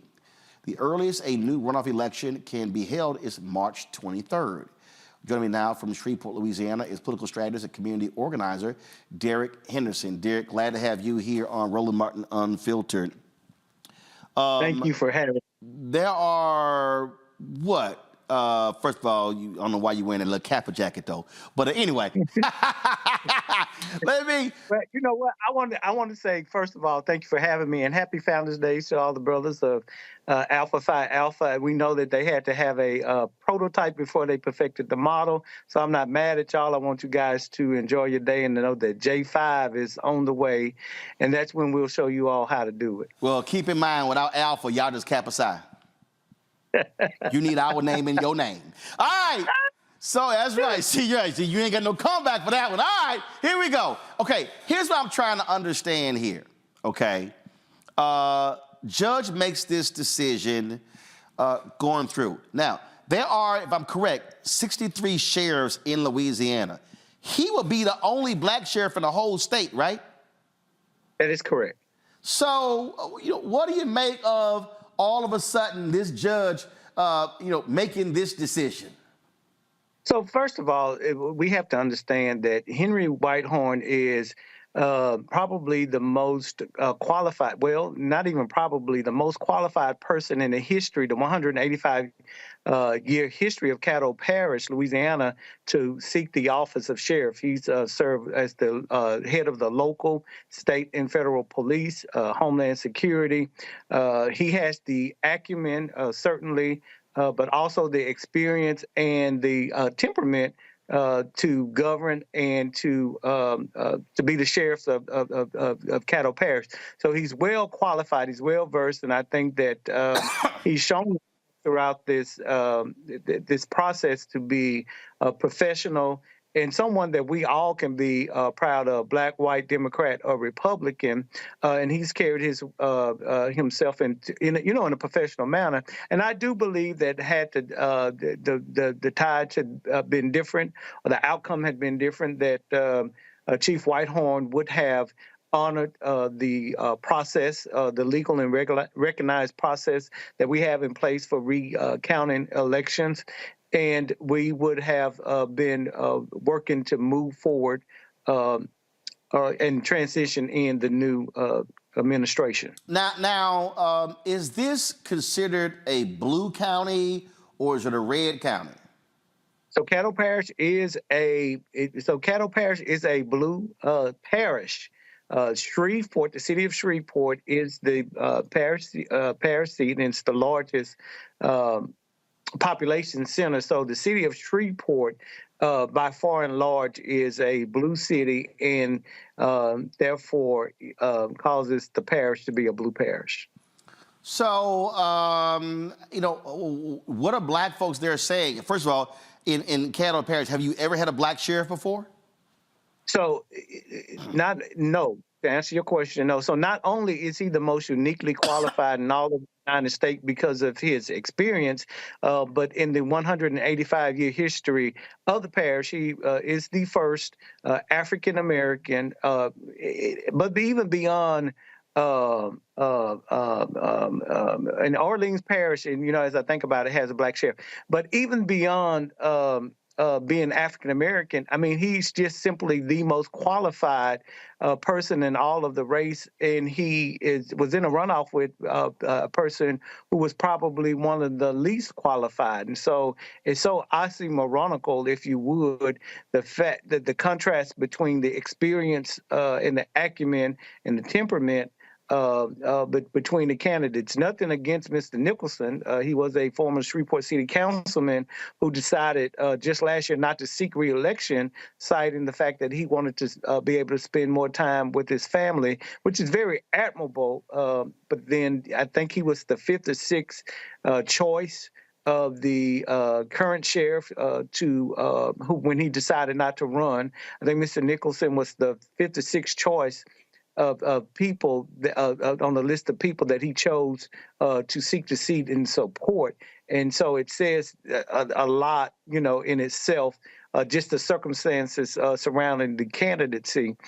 People feel that their voices have been discounted. They're frustrated. They feel that their votes are being disenfranchised, and people, quite frankly, are pissed off and are organizing. There are talks about pursuing legal avenues to at least file some kind of petition to say, hey, that we do not agree what has taken place. The people had ample of time to participate in the election via the general election as well as the runoff. The people spoke. There was a recount. There was some irregularities, and those things need to be addressed in a separate manner with the registered voters office, the clerk of court. Those kinds of things need to be addressed, but they should be separated from this election. We feel, those of us who advocated for Sheriff Whitehorn's candidacy from inception, feel that the results of the election should stand, and we are not in agreement. Or do we concur with the judge's ruling on today? Obviously, that was his ruling today. So are black folks there geared up to turn out in mass numbers? We've been talking about the low turnout numbers there in Louisiana across the board. Do you think that this is going to get black folks fired up and say, okay, y'all want to play that game? We're going to show you that we're going to make sure he win by a huge margin, not just one vote. So I am encouraged because people are paying attention in the barbershop talk, the brothers, just hanging out in the hood. People are aware. I do think that the Whitehorn campaign would be remiss if they didn't reach out to bring people, those of us who may have been on the fringes of the campaign and not fully engaged and involved, but certainly have the level of influence and the experience working in elections and campaigns. I just think that all hands need to be on deck, irrespective of personality conflicts where we have maybe landed in previous elections in terms of sides that we were on. But I think it's time for us to coalesce around the candidate and the candidacy to galvanize the people. We have the people that know how to do it, and I think it would be incumbent upon Sheriff-elect Whitehorn to utilize his leadership skills and to corral and pull everybody together so that we can move forward and win by a landslide in March. Well, I tell you, we would love for him to come on the show. We reached out several different times. We're unable to get him on. So whatever assistance that we can do, just let us know. And I certainly hope, again, black folks down there turn out in big numbers to make sure that he gets elected. Yeah, and you know what? I know the Divine Nine, we're pissed off. And you know what happens when the Divine Nine gets pissed off? I would tell you that turnout across the board has been dismal, right? Black, white, Democrat, Republican. But we can ill afford for 75 to 85% of us to sit out elections and then expect the kind of positive change and results that we long for. I mean, we've got to get people engaged. They've got to get organized. And again, this is the time for leadership, irrespective of personality conflicts, likes and dislikes. I mean, we've got to grow up, mature. Let's roll up our sleeves, allow people to do what they do and respect people, for what they do. Let's pull together and let's win this race for Sheriff-elect Whitehorn. All right, then. I appreciate it. Thanks a lot. Thank you again. And again, happy Founders Day to the brothers of Alpha Phi Alpha. Somebody had to do it. I ain't mad at y'all. Of course. And again, everybody couldn't get in. Yeah, everybody couldn't get in, but just be looking out for Day 5. All right, then. Well, we'll tell y'all on y'all little cute day. Just do me a favor. Just don't drop the canes. We don't drop canes. Well, if my wife was not listening, I would say what we drop, and it's not canes. Don't let me pull a video out of some dropping canes. All right. I appreciate it, Derek. Thanks a lot. Yeah, I got some video. I appreciate it. Thanks a lot. Henry Whitehorn released this statement. Of course, I'm disappointed about the court's decision to overturn the will of the people of Caddo Parish. I was always taught that the person with the most votes wins, even if that's by 1,000 votes or by 1 vote.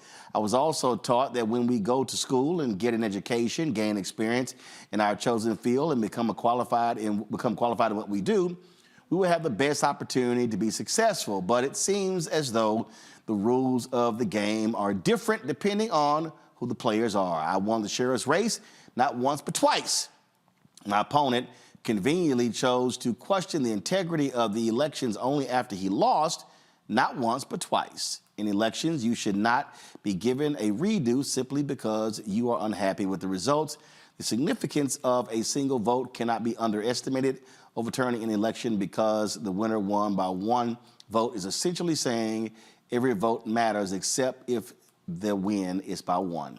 Despite this decision, I still believe in the Constitution, democracy, the rule of law, and the notion that every vote does matter. I am pursuing an appeal to the Second Circuit Court of Appeals, and if necessary, to the Louisiana Supreme Court. But if we are unsuccessful at getting a reversal of the district court's decision and forced to have a special election, my faith in God and my belief in the great people of Caddo Parish assures me that for a 3rd time, I will win the sheriff's race. Well, damn. Brother got to win 3 times, Niambi. You're on mute. You're on mute. Sorry. These kinds of things are unfortunately going to happen more and more. I think this whole kind of atmosphere of election integrity and all of these kinds of suspicions that we build around our elections are going to start happening more and more at the local level, not just national. I don't think we should be surprised, especially when the margin of victory is so small. I mean, this happens a lot in local elections where very few people show up, as your previous guest highlighted. So this is going to be, I think, a reminder, because this is not going to be the last time we see something like this, that when we show up, we have to show up definitively. And one vote isn't going to cut it. But I do think when we're talking about some of the issues that were happening here, some of the issues that were cited, this is about the Secretary of State and how voters are certified, etc. That's not up to individual voters to figure out whether they should vote or not. Moreover, I'm sure, I don't know exactly, but where people vote early and other things, these could have been real mistakes. And those voters now have their votes totally cast out, and there is no way to remedy that. So I think there are lots of things that need to happen here so that it just doesn't happen in Caddo Parish again, but in other places where, unfortunately, this kind of national morass that we have created around election integrity is going to start being a clarion call in places around the country. You know what, Nicole? I'm always telling people why we got to maximize our vote. There's a good reason. It absolutely is a good reason. Local elections, like Niambi said, can be incredibly close. And frankly, people are at risk of voting in them when you have tough on crime prosecutors and others using election integrity units to target marginalized voters, most of whom, let's face it, can be Black and at risk, many of whom may have criminal records or justice impacted. Those are all sorts of reasons why marginalized voters can be at risk of these election integrity units. And literally, democracy is at stake. And this is going to be an incredibly important issue throughout the next year during the 2024 election cycle. So we have to be ready for this. I know a lot of civil rights attorneys and voting rights attorneys are ready to defend voters who might be at risk of these election integrity units. And these elections are just too important to let them go and not to be ready to defend democracy.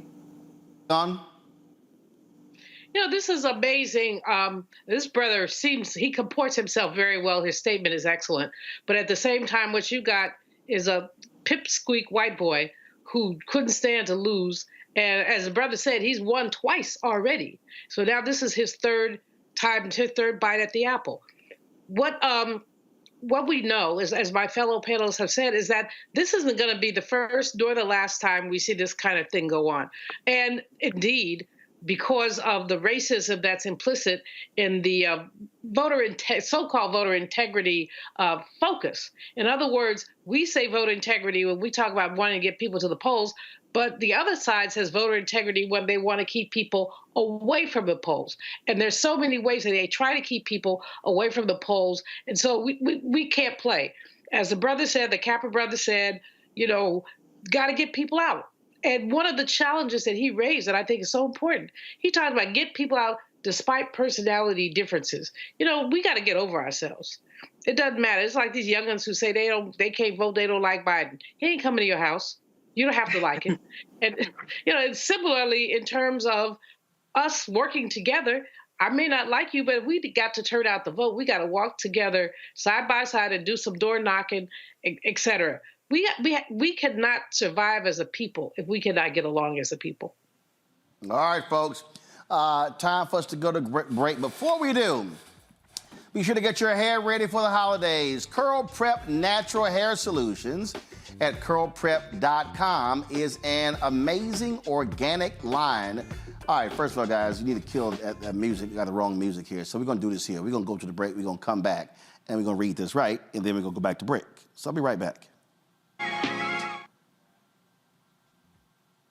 Hi, I'm Dr. Jackie Hood Martin, and I have a question for you. Ever feel as if your life is teetering and the weight and pressure of the world is consistently on your shoulders? Well, let me tell you, living a balanced life isn't easy. Join me each Tuesday on Black Star Network for A Balanced Life with Dr. Jackie.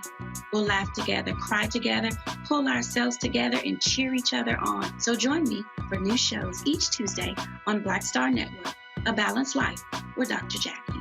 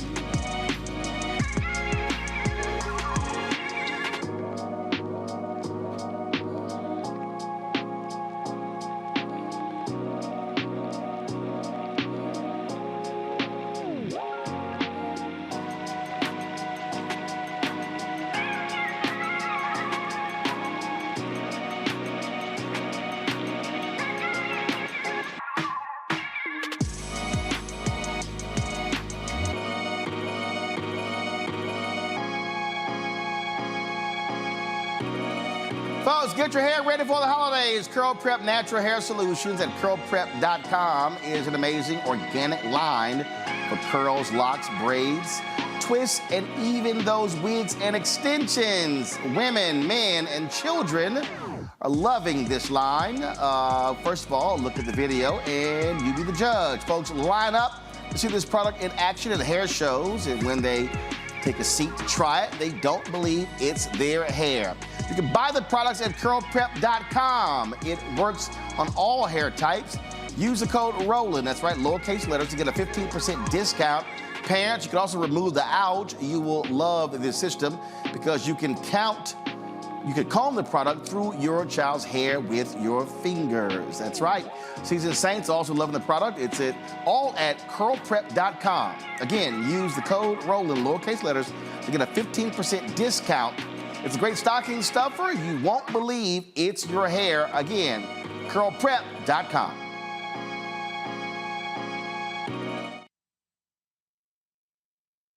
Hi, I'm Dee Barnes, and next on The Frequency, have you ever heard of Pinkster? If not, you aren't alone. It's an African-American holiday that predates Juneteenth by 100 years. This week, we're talking with my special guest, the founder and CEO of Trans Art and Cultural Services, Greer Smith, to talk about Pinkster and why it's so important. Those exhibitions really got the most play because we don't know about this. Other people have been telling our stories for so long. When we have the opportunity to find people that tell our stories, it's an easy sell. A fascinating conversation about Black culture on The Frequency with me, Dee Barnes, right here on the Black Star Network. Hello, I'm Marissa Mitchell, a news anchor at Fox 5 DC. Hey, what's up? It's Tammy Roman, and you are watching Roland Martin Unfiltered.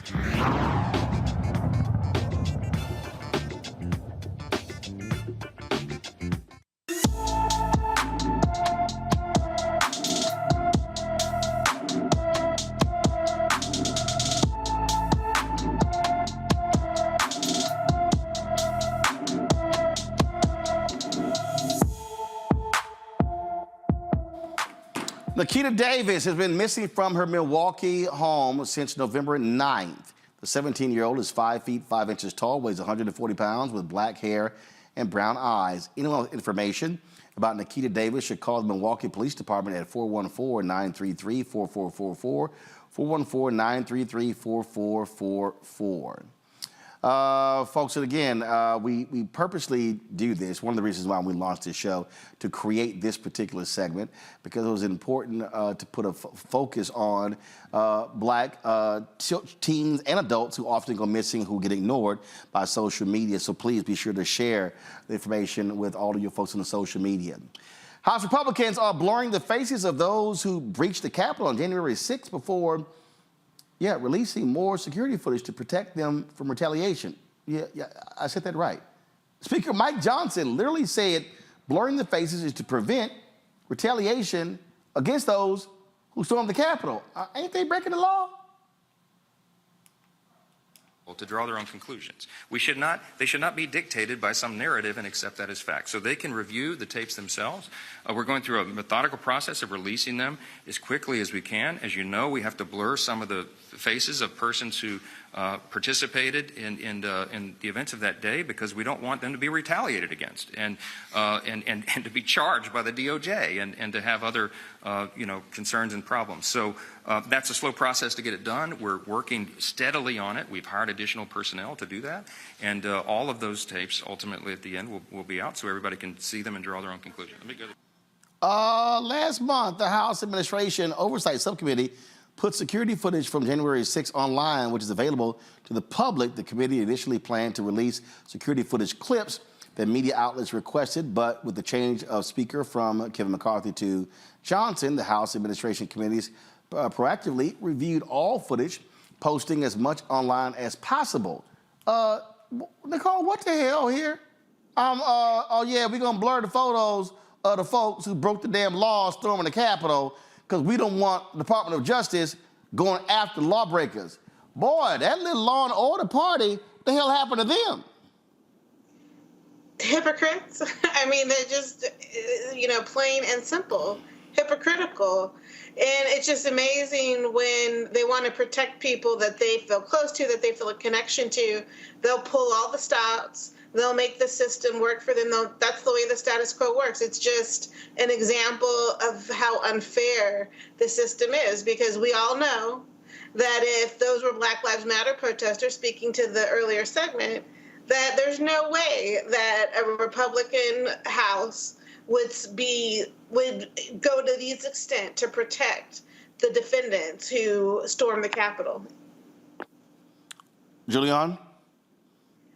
I fully agree with my colleague here. This is ridiculous. It's utterly ridiculous, and it really does speak to the avoidance of consequences that these Republicans have put out there for these clear insurrectionists who basically stormed the Capitol, beat people, did all kind of things. And, the only way we can find out who they are is to use, the kind of use their likenesses to go after them. And it's not just the Department of Justice. But does Mike Johnson work for the United States government? Is he a congressperson, or is he just some little whatever? Well, who basically doesn't care. It's clear that he cares about justice. They're starting impeachment inquiry on Biden. So it's clear that they care about justice in some instances, but clearly not in others. All those people who stormed that Capitol broke the law, and blurring their faces allows them to avoid the consequences. Niambi? Absolutely. I don't know that I've ever heard a speaker say that, let me try to actively impede a Department of Justice investigation by blurring the faces of people who did something that was illegal. I mean, we all saw it. I don't know, and I don't understand how these people think that what happened on January 6th furthers their cause. And further, this whole notion that we can't show their faces to avoid penalties and avoid punishment when we've seen what happened on that day. I mean, this is one of the most wide-ranging investigations we've seen. I mean, over 100 people were charged with violent acts on that day. I mean, these very same people were trying to hunt down some members of the very body that Mike Johnson is supposed to represent as a speaker. And yet he is saying that he essentially doesn't trust his own government, even the American people, because we have to remember that a lot of people were identified through tips from other citizens. So this is all, I think, just unreal in some respects. I mean, I wouldn't believe it if I hadn't seen the other behavior of this group pretending that it's still a political party at this point. But this kind of shilling for actions and activities that are actually illegal and in violation of our country's norms seems, a bit extreme, even by Republican standards. You're absolutely right. Well, guess what, y'all? Donald Trump targeting Black folks again. During a campaign rally in Philadelphia, he told his supporters to guard the vote, specifically in Democrat, predominantly Black cities. Listen. Evidence we have and everybody knows it, and they know it. The one thing they don't want to talk about is the election. They don't want to, because they're guilty as hell. They cheated like hell. They know it. And you'll never find out all the ways. But we don't need all the ways, because, it was, I think, 22,000 votes separated it. And we have millions and millions of votes. It's a very sad thing. So the most important part of what's coming up is to guard the vote. And you should go into Detroit, and you should go into Philadelphia, and you should go into some of these places, Atlanta, and you should go into some of these places, and we got to watch those votes when they come in. When they're being, shoved around in wheelbarrows and dumped on the floor, and everyone's saying, what's going on? We're like a third world nation, and we can't let it happen. Well, there he goes, targeting Black people again, Niambi. Oh, absolutely. I mean, he's saying the quiet part out loud. And when you name check a city like Philadelphia that is half Black, what you're doing, is really what he's doing now is reminiscent of what happened some years ago when I was still living in Philadelphia. It's my favorite city. But they had posted these billboards in predominantly Black and Latino neighborhoods threatening people that if they showed up to the polls and they voted illegally, that it was a felony and they could go to prison. Of course, to have this cooling effect, as Dr. Malveaux pointed pointed out earlier.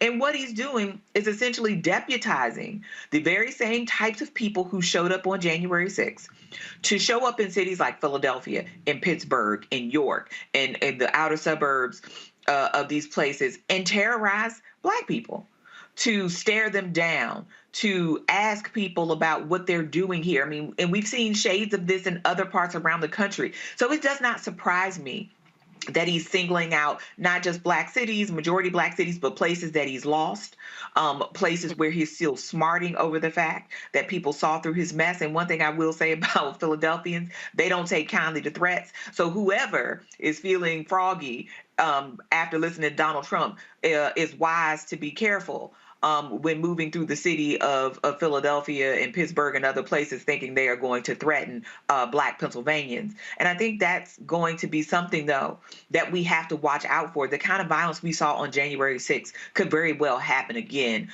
in all places around the country, and not just in presidential election years. I mean, even in local and state elections. So this kind of rhetoric is dangerous. We've seen what it can do, and we've seen how destructive it is. I keep telling Black people that they were targeting us on January 6th. They were mad, and you're seeing the exact same thing play out again right here, Nicole. Yeah, absolutely. And I think, again, next year is going to be an incredibly important year. So we all must get people to register to vote, and we all must be ready to protect the vote. And if Trump gets reelected, I don't even want to imagine what could happen to this country. But at the very least, democracy is at stake. So we have to be ready, and we have to watch what he says and be incredibly vigilant in protecting democracy, protecting our communities because of all of what's happening right now. Julianne? You know, I really want to know what he means when he says guard the vote. And I hope that we're all very vigilant. I mean, if he intends for these hoodlums to storm polling places, then we need to make sure that the police, and all the police are not on our side, you know, he has a following there, that the police are prepared to protect our voting places. I'm not sure what he has in mind, but I know that when he drops seeds with these deranged people that follow him, they could come up with anything. So I'm very apprehensive about these words and about how they may play out. I'm also really apprehensive about those folks who will be scared. In I think it was 2012. Yes, it was 2012. They closed certain polling places in Greensboro, North Carolina. I was there then as president of Bennett College. And one of the things that happened is they changed the number of absentee dates. They cut it back in half. And then they put it out there that if you had any warrants and you came to vote, you would be arrested. So, you know, folks have warrants. I mean, it could be a traffic ticket. So I know at least 6 people who chose not to vote because they said they had warrants. And so those kind of tricks we can expect to take place. And we, you know, Barbara Arnwine and her team, Transformative Justice Coalition and others, I hope they're ready. They've got to be ready. We've got to have people literally at every polling place to make sure that there is no intimidation. Absolutely. All right, folks, hold tight 1 second. We come back. Marketplace. Y'all know how we do. Some of y'all need to have your black card in review status. What else? A new game that breaks that thing down. We'll discuss next right here on Roland Martin Unfiltered on the Black Star Network.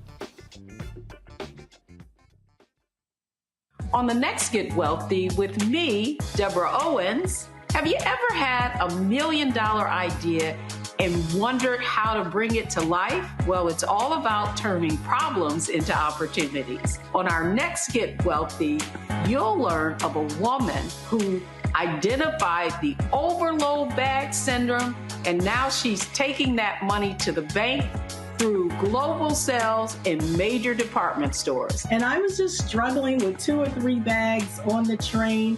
And I looked around on the train and I said, you know what? There are a lot of women that are carrying two or 3 bags. That's right here on Get Wealthy, only on Black Star Network.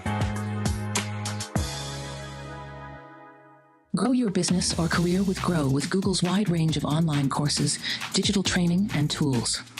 Gain in-demand job skills with flexible online training programs designed to put you on the fast track to jobs in high-growth fields. No experience is necessary. Learn at your own pace. Complete the online certificate program on your own terms.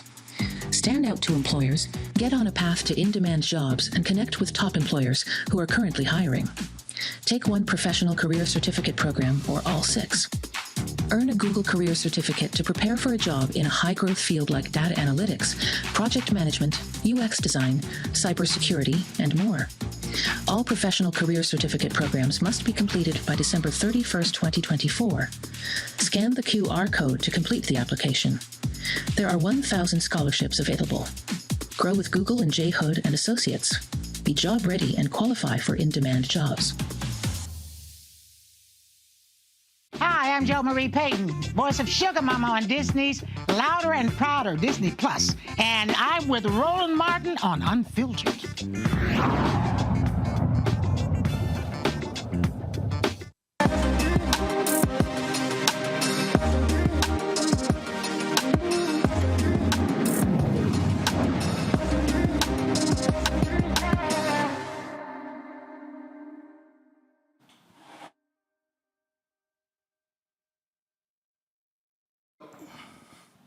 All right, folks, we love a good card game. Now, you know, when we have our family get-togethers, we always try to have something interesting to do. Actually, I created one over the holidays. We were all sitting there, and I was like, yo, we're going to play Name That Tune. I just started going through music on my iPod, and my nieces and nephews, man, I was about to snatch black cards left and right. Well, this game here is called Trivia for Us. It's a mind game for the culture. It features originally sourced trivia questions about everything from pop culture to the arts to politics and current events. High school friends and self-described trivia enthusiasts, Deidre Bringus and Shakira Hodges, they created this. They join us right now. Glad to have y'all here. So what happened? Were y'all two just sitting around, like hitting each other with questions and said, we can turn this into a game? Well, similar to that. Deidre and I, like you said, are high school friends. We grew up together. We went to really great HBCUs in Virginia.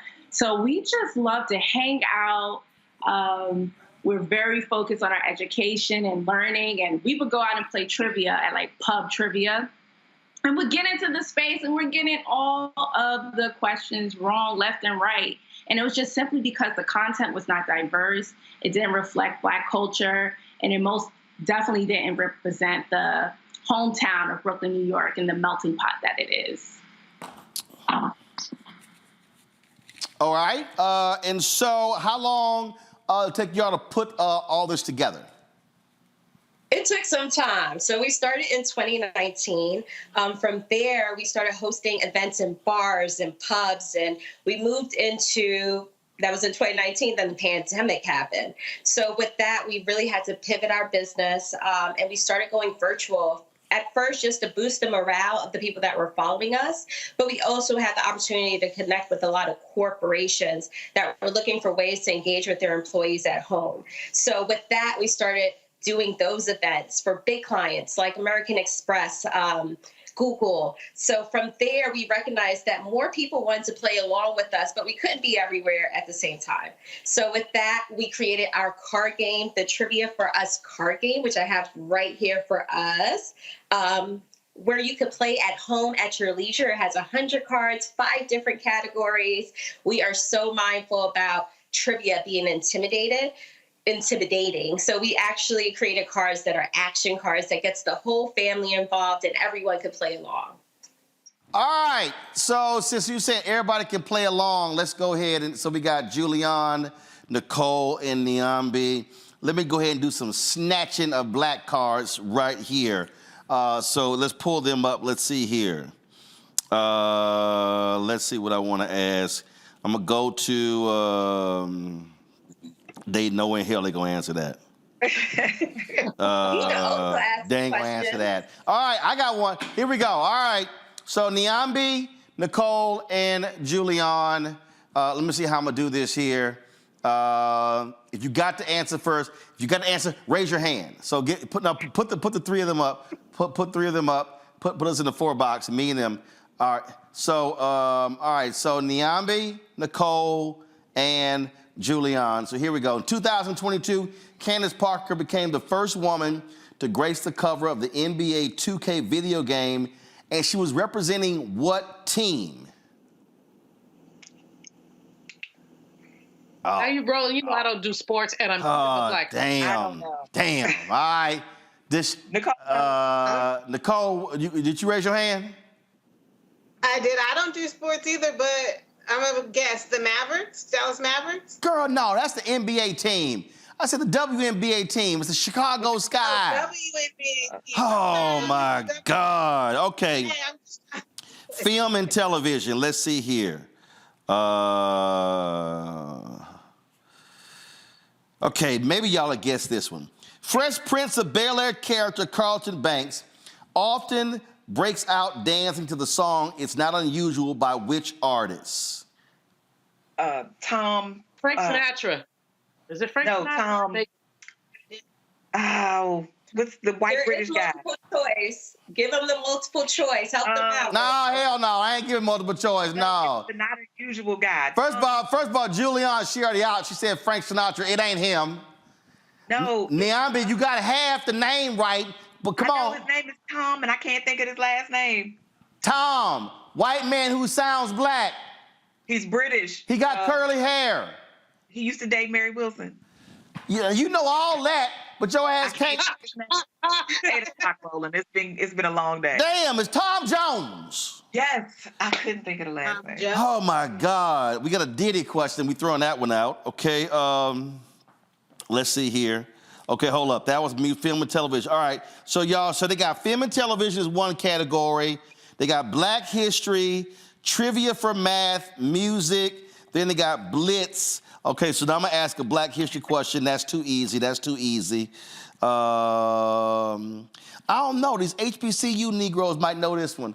That might be too easy. Okay, I'm gonna go ahead and ask it. Okay, which university was the first HBCU? Matter of fact, I ain't gonna give you the multiple choice. Okay, see, y'all. Sorry, Deidre, Shakira, the rest of these people, they need the multiple choice. These three don't need it. Which university was the first HBCU to be established in 1837? Cheney. All right, it's Cheney. All right. Niambi, she up. Okay, I ain't gonna give you a full point for the Tom Jones. I'm only gonna give you a half a point. So right now it's Niambi 1.5. It's Nicole 0, Julian 0. Okay, here we go. Born Daniel Day, this designer is known for taking Gucci. Remember, you got to raise your hand. It's known for taking Gucci and Fendi materials to recreate into jackets. Well, Niambi already got her hand up. I ain't even finished the thing. Go ahead. Dapper Dan. Okay, she 2.5 points up on you. Okay, I'm gonna ask 3 more questions. So y'all got. Okay, so I'm gonna get out of Black history. I may come back to that because some of y'all gonna need some help. Okay. Well, damn, Julian, she don't know sports, so she out of that question. Damn. Okay, here we go. All right, let me see how black y'all really are. Add the amendment that abolished slavery minus the number of stripes on the Pan-African flag. That would be 10. Oh, look who woke up. Julian got a point. Okay, Julian got a point. So it's 2.5. 1, Nicole, she's stuck on 0. Okay, okay, let me go to music. Okay. Ooh, No, they gonna guess. That's too easy. That's too easy. That's too easy. Okay, let's see here. Nope, they can't do that one. Got it. Name 3 black music groups with 3-lettered names. Letter and number combinations are acceptable. And it says, refer to instruction 9 for rules about questions with multiple answers. Where the damn answers at? Okay. It's me. I got it, Tia. What? I got it. Who's? I'm gonna say TLC. Huh? We ready? The Shakira, Deidre, does that count? Absolutely. Okay, all right. Answer. You said TLC. You got 2 more. What you got? BBD, Bell Biv DeVoe. All right. That's 2. ABC, Another Bad Creation. That's Shakira, Deidre, that wasn't a part of y'all little group, huh? Y'all collection? No, that worked. Wait a minute. Hold up. Y'all didn't see that? No. Cut to Shakira and Deidre. She thought ABC, they were like, oh, damn, we ain't think of that one. Oh, we did not. That's a throwback.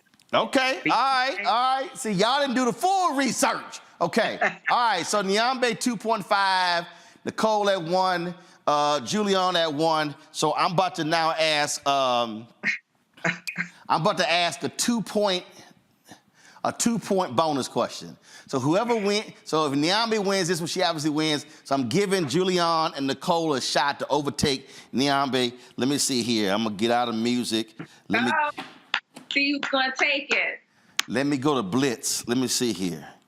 They can't answer no damn sports questions. We already saw the WNBA question. Oh, hell, this is black as hell right here. Oh, this is a black as hell question right here. Matter of fact, y'all, this game is called Trivia for Us. It should be called Black as Hell. Okay, here we go. No, I need you to show the other 3. Julian, there we go. No, there we go. Here we go. Tray, bone, and spinner are all terms associated with what game? The Crips? I know her. I said game, not gang. Game. G-A-M-E. It's dominoes. It's dominoes. All right. I guess I give it to Nyambe. She won. It's dominoes. So gang. I didn't get gang. Nyambe absolutely retains her black card. Nicole, Nicole, you got 1, right? You and Julian, y'all gonna be in review status. You gonna have to fight me for my black card. That black Y'all gonna be in review status. Okay, so all right, so Deidre and Shakira. So what happens when the black person answers the fewest questions? Like what part of y'all game? What you do? Listen, everyone can create their own rules, but with us, nobody's black card gets revoked. Okay? Damn that. Little something new. That's all. No, I snatch cards. I snatch cards. If you lose the black card game, you don't get to take no dessert home. You can't pack nothing. You can't. Right. There has to be a penalty. There has to be a penalty for you folk not being up on your blackness. It would not be that's a great point, though. That's exactly why we create the game. Hold on 1 second. Go ahead. No, I said that's a great point. That's exactly why we created the game, so that we're able to preserve our history, our culture in a gamified and fun environment. So nobody's blackness gets erased. You start the game black, you're going to end the game black. Ah, damn that. I'm snatching. Okay, y'all trying to be all 2023 nice and all that. Hell no, I'm snatching. I'm making Negroes pay up. That's right. If you lose, you got to put a 20 down or something. So all y'all at home, y'all get this card game, Trivia for Us. Y'all have the right to create your own penalties for those who are massive failures at learning any of the questions. And Julian, you need to bone up on sports, because if they hit with a sports category, you going down in flames. All right. Hey, live with that. I can live with it. Deidre, Shakira, where do people get the game? You can find us at w.com. Then also, we're on Instagram as well. Follow us, reach out if you want to do something as far as your corporation or private events. We host live and virtual experiences as well. All right, folks, put it up again. We got a discount code as well for the Roland Martin Unfiltered viewers. Again, what y'all do is, so you shop RMU discount. Is that what it is? The discount is Roland. RMU, say it again. It's go to our website, triviaforus.com, and you put in the promo code ROLANDTFU. All right, so again, y'all go to the website, the promo code ROLANDTFU, ROLANDTFU. All right, we appreciate it. This is a great card game, and it, of course, is always going to be lots of fun doing this. Thanksgiving, Christmas, and also any black get-togethers, but there must be a penalty clause somewhere. We'll take that into consideration. Thank you so much, though. I appreciate it. Thanks a bunch, folks. That is it for us. I appreciate Nicole, Niambe, and Julian being on today's show. I will be in L.A. tomorrow for the world premiere of The Color Purple. They'll be showing it at the Academy, the museum theater there. So I will be hanging out with Oprah, Taraji, and the whole crew, Fantasia, you name it, the world premiere tomorrow. So back in studio on Thursday, folks. Don't forget to support us in what we do. First of all, join our Bring the Funk fan club. You can see your chicken money order to P.O. Box 57196, Washington, D.C. 20037-0196. Cash App, $RM Unfiltered. PayPal, R Martin Unfiltered. Venmo is RM Unfiltered. Zelle, Roland at RolandSMartin.com. Roland at RolandMartinUnfiltered.com. And of course, you can be sure to download the Black Star Network app, Apple phone, Android phone, Apple TV, Android TV, Roku, Amazon Fire TV, Xbox One, Samsung Smart TV. And be sure to get a copy of my book, White Fear, How the Browning of America is Making White Folks Lose Their Minds, available bookstores nationwide. Folks, that's it. I'll see y'all tomorrow. Holla! Folks, Black Star Network is here. Hold no punches! I'm real revolutionary right now. Black power. Support this man, Black Media. He makes sure that our stories are told. Thank you for being the voice of Black America, Roland. Stay black. I love y'all. All momentum we have now, we have to keep this going. The video looks phenomenal. See, this difference between Black Star Network and black-owned media and something like CNN. You can't be black-owned media and be scared. It's time to be smart. Bring your eyeballs home. You dig?